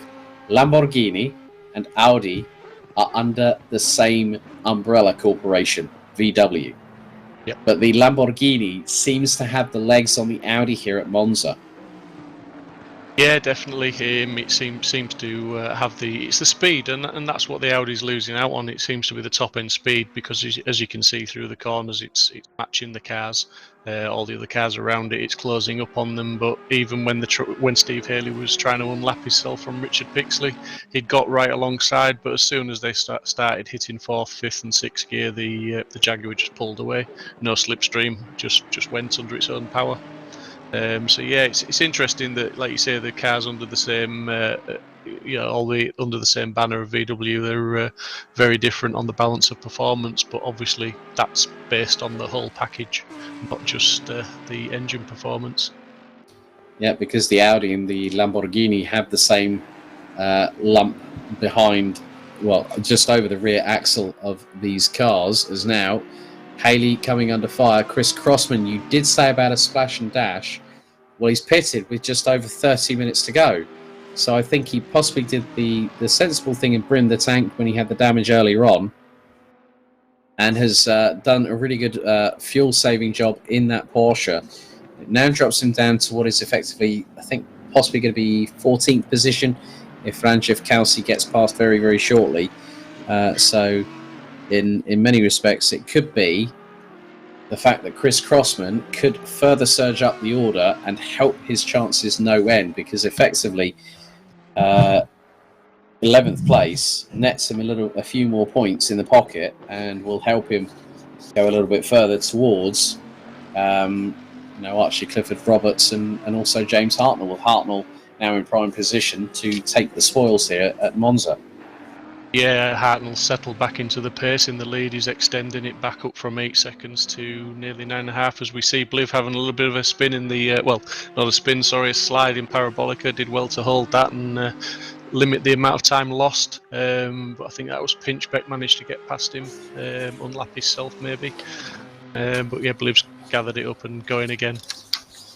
Right, we're now into the last third, the final half an hour, 29 minutes and 27 seconds. And it's been a bit of a race to forget, I think, for Dave Hedges in the Audi, one of the two editors' cars using the Audi Sport Team WRT livery, running 19th at the moment. Jeffrey Wolf looks to have also pitted. So those that have taken those early pit stops are now starting to have to pit a little bit earlier than they might have anticipated. But when you go full guns blazing all the way through the race, it's quite interesting how the strategies really, really do unfold, don't they? Yeah, and like you say, there was the incidents at the beginning which really throw the strategies sort of out of the window, as it were. As we see Regan lapping Richard Pixley there, it's nice and clean in the braking zone. Richard left just about enough room for him to get the job done. So Regan will just keep his head down now, and he's just consolidated in second place. I don't think he's going to close that gap, although he won't stop trying. He's still going to lap as fast as he can. And indeed, his last lap was a 1:48.4. Bit compared to his best of a 48.1, so he's pretty much on his fastest pace. Certainly hasn't let up.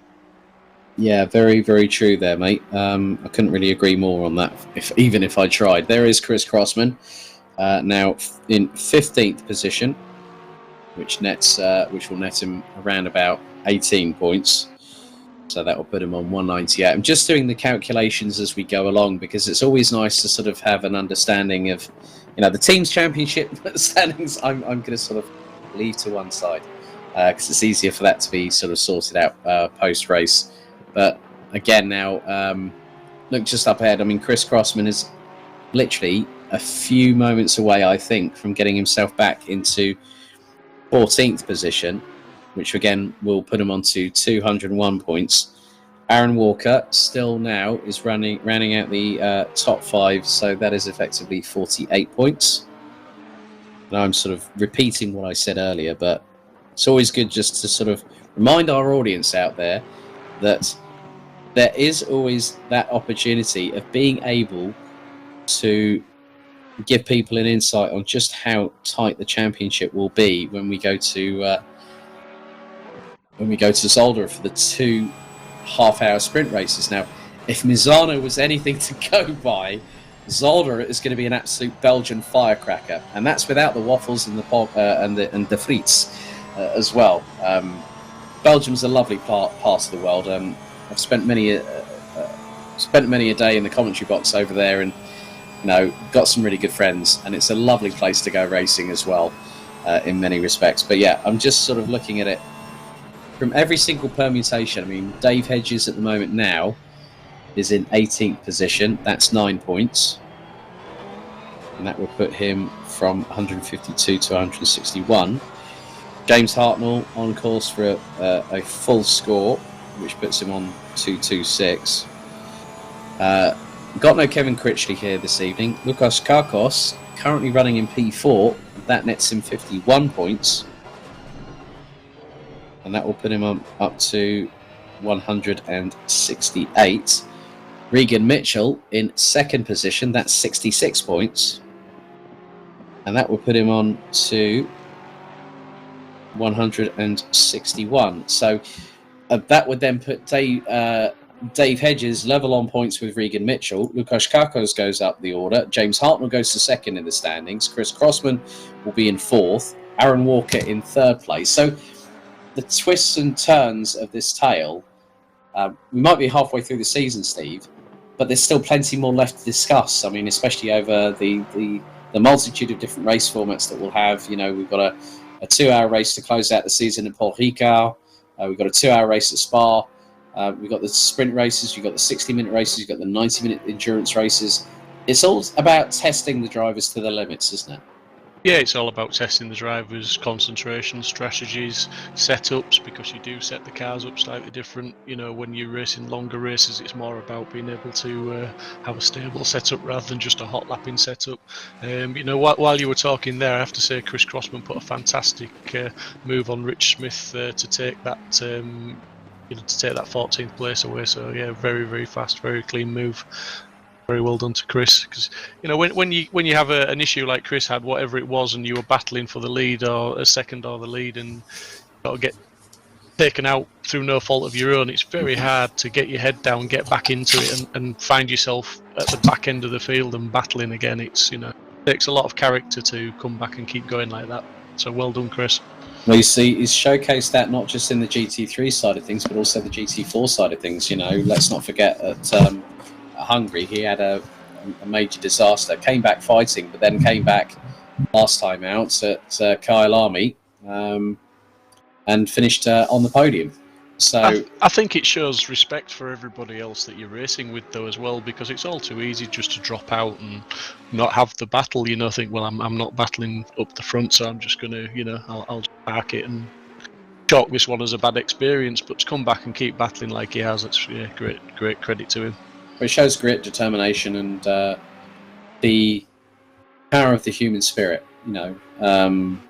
It's not about how hard you can get hit, it's about how hard you can keep getting hit and keep moving forward, in the words of Rocky Balboa. And that is quite an inspirational quote in its own right, because, what has been happening across the globe over the last 4.5 months, everyone has had to keep moving forward. We've had to deal with new surroundings, new changes to lifestyle and everything like that. But then it's also the same in racing. That the 3 words that I know that most drivers live by is I will never give up. They'll keep on fighting until every ounce of energy has been spent. And that's very much the case in sim racing as well. There'll be those drivers, those characters like Chris Crossman, who will keep fighting. They won't. They're like a little dog with a bone. They will not let go, even if you try and pull it away from them. They will keep a hold of that as hard as they can for as long as they can. Well, let's not forget, most of these drivers are on the sim rig most evenings, if not most evenings, every other evening, putting 2, 3, 4, even longer hours practicing. So they all take it very seriously. They spend a lot of money on their setups, on their rigs, and they spend a lot of time in those rigs. So it's serious to them. That's what they're doing, and they're enjoying it. And like I say, not just Chris Crossman. You got Pinchbeck, Hedges, there's Haley. There's a few of them not having the best race of the season, but they're all still there battling, and that's what counts, and that's what we try to encourage as much as possible. And that's why we have that little incentive that you get some bonus points at the end of the season if you attend every race and you finish every race. Yeah, I think that's a very, very good incentive for the drivers to sort of give them that motivation to keep moving forward and not give up in any way, shape or form, because through these races drivers will develop, and I've seen it through a lot of drivers that I know of within the karting fraternity, about some of them where you see them absolutely despondent, and then I see them the following day when I'm up in the commentary box, and there's been a significant change. Someone's had that chat with them as if to say, come on, chin up, go out there and do what you need to do, get the job done.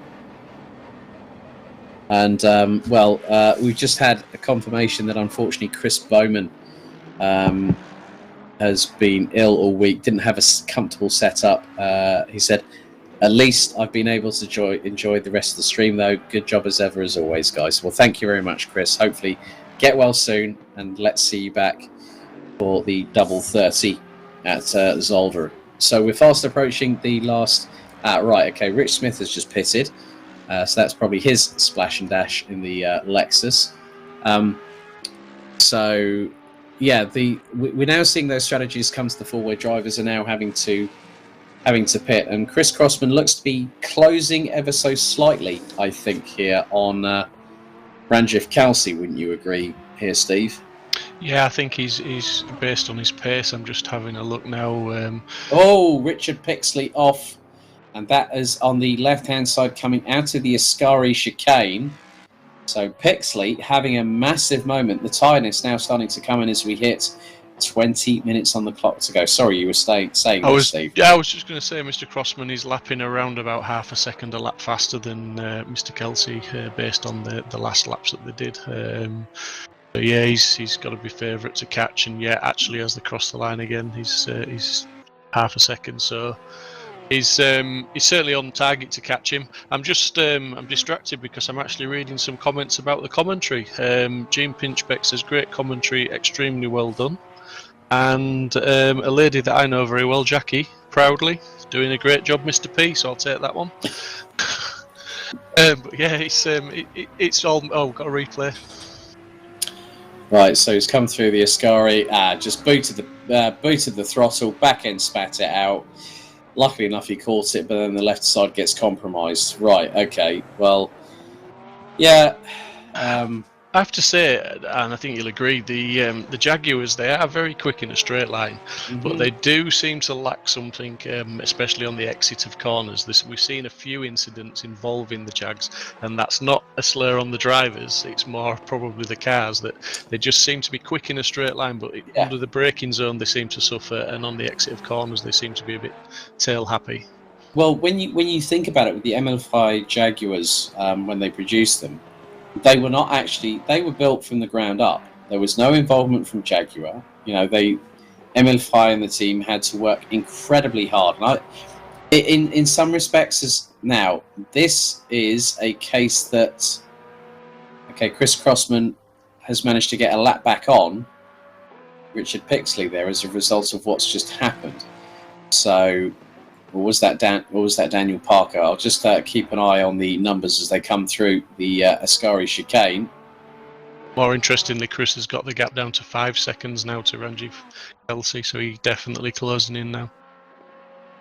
Yeah, last time it was a 1 minute 48.765 for Crossman. Kelsey, 1 minute 48.822. So. Okay, so right, Stephen Haley has now pitted. This changes things a little bit more now, doesn't it? Because Stephen Haley, that means that Ranjith Kelsey will be promoted. That will mean that Chris Crossman, I'm just going to keep an eye, and that means that now Crossman is ahead of Haley on the road as a result of that. So Haley drops down to 14th position. Chris Crossman now up into 13th, which will give him 24 points. So, More mental. You are more. you are certainly earning your money this evening, sir. What? You mean my pack of 4 Mars bars that I asked for in the post that still haven't got yet? I was going to say it might be a pack of Mars bars and a Snicker as a bonus, but yeah, you're doing very well, mate. You're on the ball. As you rightly said, Mr. Haley's dropped down to 14th place. Mr. Crossman is only 4.5 seconds off Ranjiv Kelsey now. So he's definitely looking good for that 12th spot with 16 minutes to go. Yeah, because Ranjiv Kelsey did a 1 minute 48.588. Chris Crossman close to breaking the 1 minute 48 now. He was 45 thousandths off that last lap alone on lap number 38 of the race. So Chris Crossman, I think what he's wanting to do is to exercise damage limitation.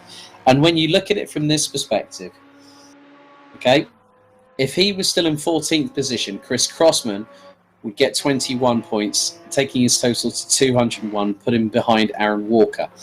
However, if he gets 12th, that puts him on 27 points, and that will put him third on 207, 4 ahead of Aaron Walker, who is still doing a great job with 15 minutes and 47 seconds on the clock to go in 5th place. And I'm just keeping an eye now on Dean Riley and Lukas Kakos. Look at the gap between them. That's just under 4 seconds, with just over 15 minutes remaining. And what's more here, Steve, is that both cars are running. Well, Kakos is a 10th and a half quicker on aggregate per lap. Yeah, so he's obviously got his head down and going. I think he's showing the gap as growing actually slightly there, but I'm not quite sure. That's maybe just the sector time that's throwing it out a little bit. But yeah, you're quite right. The battle's not over there. Aaron Walker's settled down. He's 14 seconds back with Martin Pilkington. I'm just waiting for the timing to come on. Yes, a further 11 seconds back. So those guys are pretty stable. 2 drivers that are standing out for me. I mean, there's lots of drivers standing out, as we were talking about, with grit and determination and keeping going. But Adam and Mark in 7th and 8th. Adam's had a hectic race. He's had a couple of incidents, not necessarily his fault, but he's had some incidents, and he's doing a sterling job in 7th place. Mark, as we saw in the GT4s on Wednesday evening, just kept his head down, kept going. 8th place is a fantastic result for him. I mean, we're not counting our chickens yet, but he's sat there with a 12-second cushion behind him, so he's looking fairly good with 14 minutes to go. Yeah, very much the case, because effectively he was the one that pitted last out of everybody on the field. And, with probably about 7 litres worth of fuel left in that Bentley, as we now head into 14 minutes on the clock. So I think some of the drivers that have stood out for me, Richard Pixley, one of them. Obviously the highest placed Jaguar, that's the highest result they've had all season. Reese Wiggin, normally you'd see him towards the bottom part of the top 20, now running in 10th place. And in front of that is Bliv AK in the 747 Nissan. So, as Dave Hedges has now pitted from 19th position, and I'm wondering whether he has decided to unfortunately call it a day. I'd be very surprised unless he's had some other incident that's caused him to, pit for damage, because he's still in a point-scoring position. As we said, every point counts. You don't know what's going to happen in future races, so it's, sometimes it'd be a bit silly to throw this race away when you've potentially even got 6 points to score. So yeah, if he's quitting, he's had some other incident, I would say. Yeah, well, Lukas Kakos going very, very wide through the second Lesmo. That Lamborghini, if it's not very careful, could end up spinning around like a little top and end up hitting the barriers. You can just see how hard Kakos is pushing. He's just set his fastest lap last time around on lap number 40, a 1 minute 48.3. And I'm looking at the gap between him and Dean Riley. Look, they're not that far apart now. It's 3.5 seconds on the last lap. Karkosh is closing on the Ferrari, the number 2 of Dean Riley. I was just going to say, Alex, he's got him in sight now. He can see him on the straights. He can see that time coming down. But not only that, he's got a visual on him. And when you get a visual on the car in front, that just gives you that extra tenth. Or should I say, you'll try and get that extra tenth, and hence running wide in a few corners, pushing harder than he might do if he couldn't see him. So yeah, it's not over. He's 3.3 behind now, so that's another 2 tenths. Taken out the lead, so out of the gap. So definitely it's not over. 12 minutes to go. We could have a battle towards the end of this race with these two. Yeah, the gap between the pair of them that he's just literally taken a chunk out of. It was just over 3.5 seconds. He took a 0.225 second advantage on pure lap pace last time around on Dean Riley. So Riley, I think, will see the bright green fenders of that Lamborghini closing up very closely indeed. The other battle on the track, Crossman and Kelsey. Crossman's closed that gap down to 1.5. So obviously he's going to be in the slipstream pretty much, I would imagine, when they come round to the start-finish straight. He'll certainly be looking to put a move on Ranjiv as soon as he can and get away from him in that 12th position. Yeah, well, if you look at the lap times, Chris Crossman did a 1 minute 48.1. Ranjiv Kelsey had an absolute shocker, 1 minute 50.085. So I'm wondering whether that Ferrari's tyres are starting to drop off the cliff a little bit as both he and Chris Crossman run a little bit wide coming out of the Ascari chicane. They're all testing those limits of Ascari's chicane, aren't they? When you're looking back at all of them, they're all pushing for every inch of track and that little bit more. Let's just see what Chris can do down the straight. I mean, the Ferrari will have the legs this time because I think he's not quite close enough. But as across the line, we'll see how much the gaps come down again. Right, so 0.9. Oh, Chris Crossman has just done a 1:48.015. Ranjiv Kelsey, not even close. A 1 minute 48.858. Give it 2 laps, and I think Chris Crossman will have that 12th place in his pocket. Well, there's Dean Riley, and now just behind is Lukasz Karkos. And actually, Riley was slightly quicker, but by only 9 1,000ths of a second. Just want to point out Dave Hedges has come out of the pits and he's in 20th place for that last point scoring position. Ian Tampkin, unfortunately, in 21st, seems to have picked up a drive-through, which he's just cleared in the pits. So I would imagine that was for track limits, obviously exploiting them a few too many times. Yes, as the system software of Assetto Corsa Competizione does pick that up, but it can also be cancelled manually.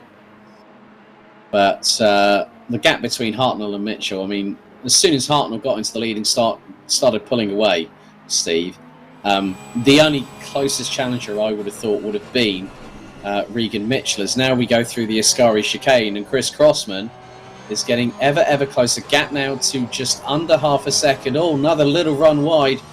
The right rear of the Ferrari from Kelsey touches the gravel coming out of the Variante Ascari as they head down towards Parabolica. But I think Chris Crossman won't be close enough this time, but I think if he gets it right coming out of this corner, he's going to have a real opportunity here to push that Ferrari to the limit, and it could force Kelsey into a mistake at a moment's notice.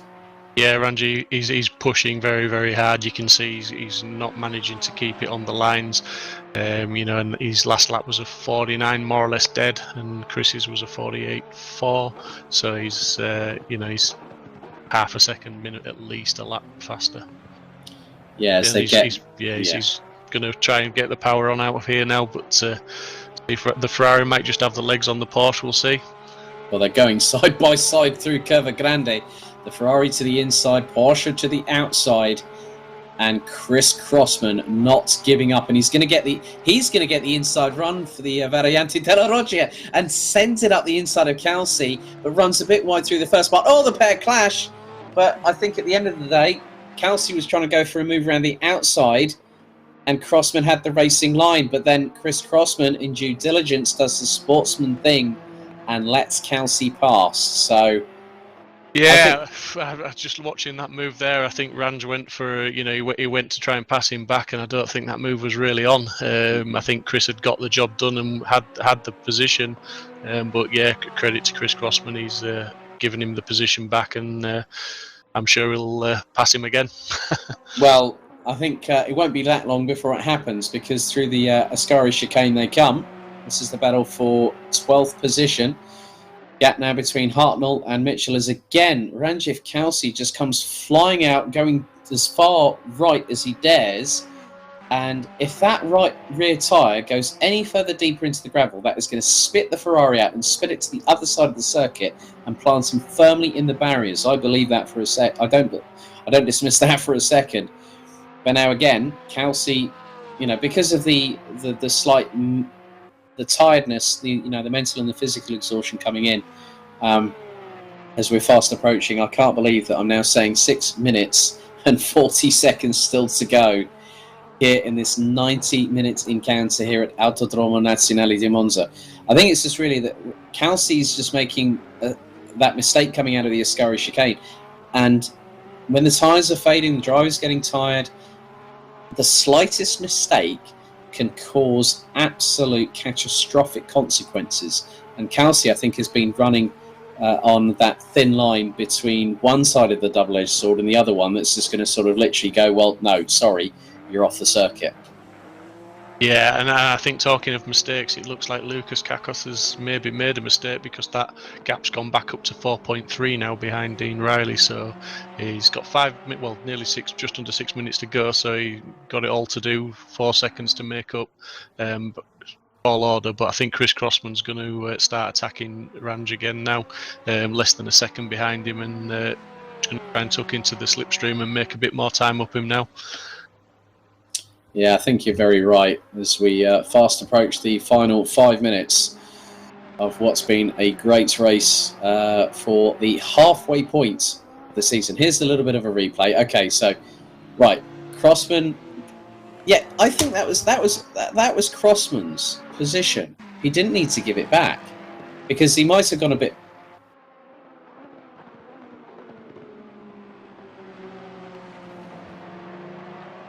Okay.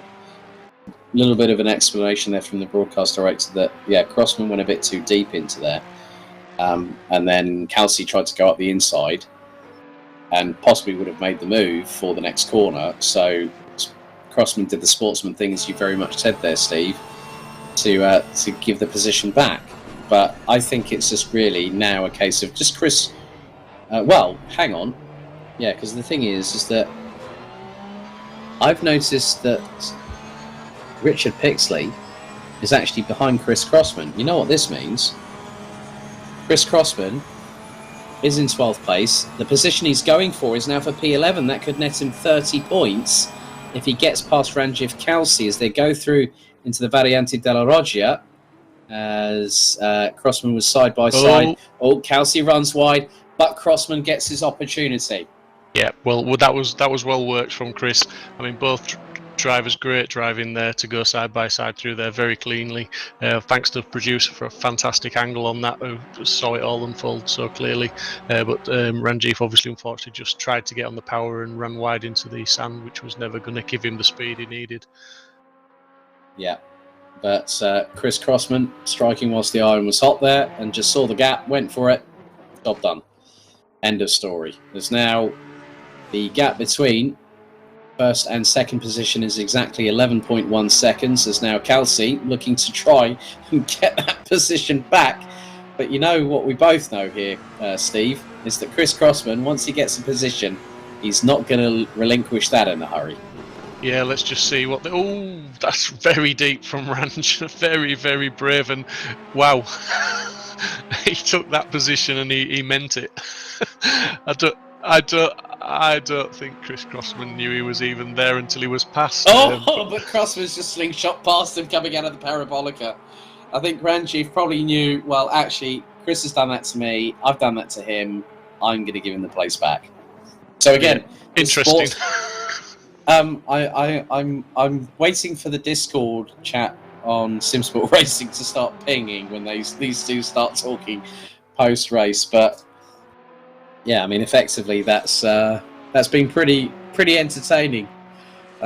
Because I think we were all a bit aghast when Ranjiv just sent it and just went, "Yeah, I'm in Ferrari's home turf now." Oh no, right, that was not what he wanted to do there, and that has really effectively given Chris Crossman 11th position, which will net him 30 points. Obviously, all results are considered provisional, pending any race steward and race director discussions post-race. As now. Just looking at Ferrari number 111 in 7th place. Adam, Yep. he's closing right up on Aaron Martin Pilkington, half a second back. But that's a battle for position up the road. Obviously, Adam's done, as we were saying earlier, he's done a fantastic job tonight because he's had a few incidents and he's now going to be battling for 6th place by the looks of it.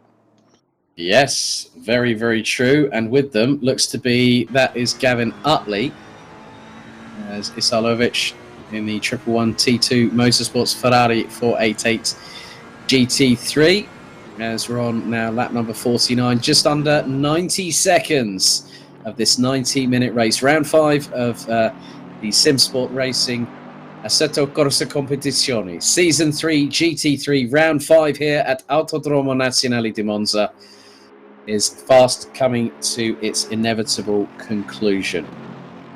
Now, I am totting up some points so I can give some provisional scorings after the race itself, but Dave Hedges will take home 3 points.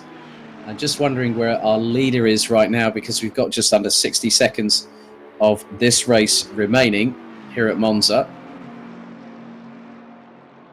Just looking at Adam, is in the slipstream now of Pilkington. Not close enough to do anything this lap, but he's certainly there, and Pilkington will know that he's there, and he's going to start defending now. Wondering whether he's got just 1 more lap or 2 more laps to go. Like you say, depends where James is on the track. I would imagine Pilkington will be hoping this is the last lap, as Adam is literally glued to his bumper. He's in the slipstream. I'm not quite sure he's going to get it done this time. Shows his nose, but now he's having to tuck back in. He's discretion the better part of valour there for Adam. That's my line. I've been working with you too long. 5 rounds. Oh, I know, mate. I know. Right, we're on to. Looks like we're on to the final lap now, as James Hartnell has crossed the line. Is the Rettifilio chicane in the 168 Ferrari? There's Adam Isalovic still closing on the back bumper of Aaron Martin Pilkington. And it's been quite interesting all the way through this race. Okay, time has now expired. Oh, it's getting a bit argy-bargy in the latter stages. Adam Isalovic was nearly close to rubbing door panels with Aaron Martin Pilkington and thought better of it. Yeah, great respect from the drivers. They know each other, you know, they practice with each other for the fortnight in between the races, so everyone's got to know each other, and the racing is getting closer and closer as that happens. But Adam and Aaron Martin Pilkington, they will battle close, they will battle hard. Just because we're all friends and talk in practice doesn't mean we want to be beaten in the race. So. Right, so we are on the effectively the 50th and final lap here at Monza for the halfway point of the Simsport Racing ACC Season 3 GT3 Round 5 here at Monza, and it has been quite literally a dominant display by one driver above all, and that man is the 168 Ferrari of Tempesta Racing's James Hartnell, who is literally a few corners away from taking the fight to Archie Clifford Roberts. And round the final corner comes James Hartnell. This will put him second in the championship. Checkered flag waves, 50 laps completed. Hartnell takes the win here in Monza. Yeah, well done, James. And next up will be Regan Mitchell in the number 69, finishing 12.36 seconds behind the winning vehicle. And that will net him quite a considerable score. But this battle's not over, though. Adam is really on the bumper now of Pilkington, and he's going to put a move on him. You've got to say he's going to be looking in the next couple of corners.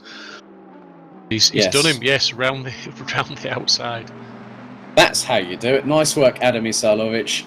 as they... it's not done yet. Oh, as they go side by side for the final rundown to Parabolica, and Isailovic looks to have the advantage coming through into the corner as Martin Pilkington, they nearly rub panels. A little bit of a touch between the pair, but that is Rubbings Racing, and Isailovic comes out of the final corner.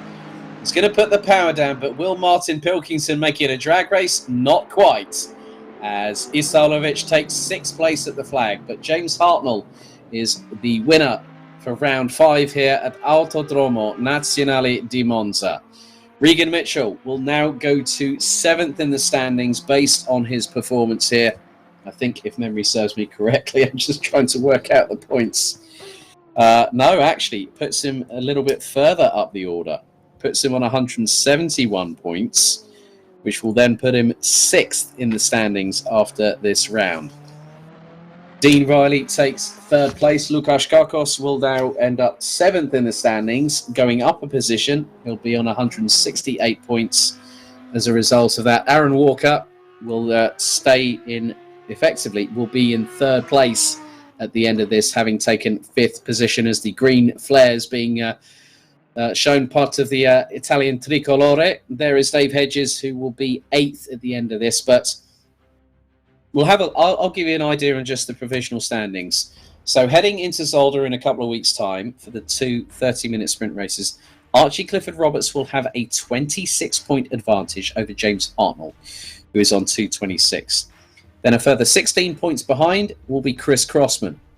A further 7 points behind that, rounding out the top 4, will be Aaron Walker. Stephen Haley will be in 5th place as a result of his finish today. 6th will be Regan Mitchell, 7th will be Lukas Kakos, and Dave Hedges, scoring the final 3 points, will round out the top 8. And that is just calculating it on the fly with a piece of paper all the while through. But Steve, what a race here at Monza. Really good, wasn't it? Yeah, it was beyond the norm. Different lads, different drivers up at the sharp end, as it were. But it was all good. It was good racing. Few incidents that the stewards will be looking at, but they will get looked at. They'll get sorted out, and then we'll all come back at Zolder for the sprint races, like you say. And that's going to be 2 30-minute races. That's give everybody 2 chances on the evening. Right, well, looks like I'm going to be starting the interviews, as it looks like we've got our first participant, looks to be our 2nd place finisher. I'll just switch microphones very, very briefly, and let's see if we can get some interviews underway here. So, congratulations, Regan Mitchell, 2nd place. I know it was a bit of a tough mountain time as James Hartnell did the clean sweep here this evening at Monza, but you must be pretty happy with that result there, Regan. Yeah, best I could have got. James was too fast. Just a Ferrari thing. Well, especially on home soil here at Monza with virtual tifosi screaming from the grandstand. But I mean, this puts you into the top 8 drivers in the standings after what's been a quite solid result. How are you thinking ahead of Zolder in a couple of weeks' time, when we have 2 sprint races where it could be a very different proposition altogether? I haven't even stopped thinking about this one yet. I don't think myself and Steve Browdy have even stopped thinking about this one. I think this is going to be one of those races that we all won't forget in a long while. Yeah, I'm probably not due for another podium until maybe Paul Ricard, and that's the last one, isn't it? That is indeed, but who knows? I'm hoping that the Mercedes keeps on firing on all those cylinders. And, you do a Falterbach proud in the next couple of races, because obviously we've got Zolder, and then we got the 2-hour race at Spa-Francorchamps a couple of weeks later. But congratulations on your trip to the runner-up step on the virtual podium here at Monza, Regan. Thanks very much. Okay, let's go to our race winner, who now goes, provisionally speaking, 2nd in the championship by just 26 points, a maximum score of 77 for James Hartnell, the 168. I think I've just got one word in Italian to say this, James. Bravo. Well done. Congratulations. Grazie. I think we've upped Steve. We've put our one-ups against Steve Proudly there by doing that, haven't we? Yeah, cheers for that, mate. I wasn't. It sounds bizarre, but I was so unconfident coming into this. I thought that something else was going to scupper it for me, be it technical, because I was having pit issues all week pretty much. And then I actually changed my steering wheel half an hour before qualifying because I was having technical issues with my other one and had to recalibrate to a completely different type of wheel. So yeah, it was interesting. And obviously, you know, we've seen the likes of Dave Hedges, Stephen Haley, and Aaron Walker actually struggle. And obviously, Aaron did a really good job to keep himself within the top 5 in the championship, P4, 5th place finish. But it showed that the Ferraris do really, really like the open straights here at Monza. Did you have an inkling that there was a possibility that the Ferraris would be stronger here, as opposed to some of the tracks where there's a lot of where you've got the more technical side of the circuits, like, say, when we were at Misano, for instance, the Audis are really, really strong. And then we get to a circuit like Monza where the open straights really do change the dynamic, how the balance of performance works on the respective vehicles. I think that where something like the Ferrari benefits is that it has a lot of it's inherently very aero. So you can actually take the wings off and you've still got an aero car. And I think that's where it benefits, where maybe some of the others, you take the aero off and the whole platform becomes a bit more unsteady. Whereas the Ferrari seems to me to be a bit better in that respect. And now you've got an opportunity to strike at Archie Clifford Zolder in a couple of weeks' time. How are you fancying your chances now that you've got a real good turn of momentum after here at Monza? Well, first off, Archie and a lot of the other guys are very, very fast, as they've already proven. Also, this is by far the worst track for the Audi. There's the other tracks. Sorry, the other two cars, as far as I'm concerned, the Audi and the Porsche, aren't weak anywhere else. So, I'd love to be up there mixing it with those guys, but I've got realistic sights, and I'm going to stick for those. I wouldn't want to get too far at one zone derriere. Very eloquently put there, Mr. Hartnell, I must admit. Well said. But congratulations on the win here at Monza, and we'll see you in a couple of weeks' time at Zolder. Good, massive race by Regan as well. He really kept me on my toes all the way. I knew that I was one mistake away from losing that race all the way through for 90 minutes, so well done. And I think me and Chris had a very minor coming together on one of the first early laps and stuff. I thought I left him enough room. I'll have to have a look at the replay, but my apologies for that. But cracking racing everywhere else, and thank you to the back markers, very clean. Appreciate Indeed. it. Thank you very much, James. Congratulations on your win here tonight. Thanks.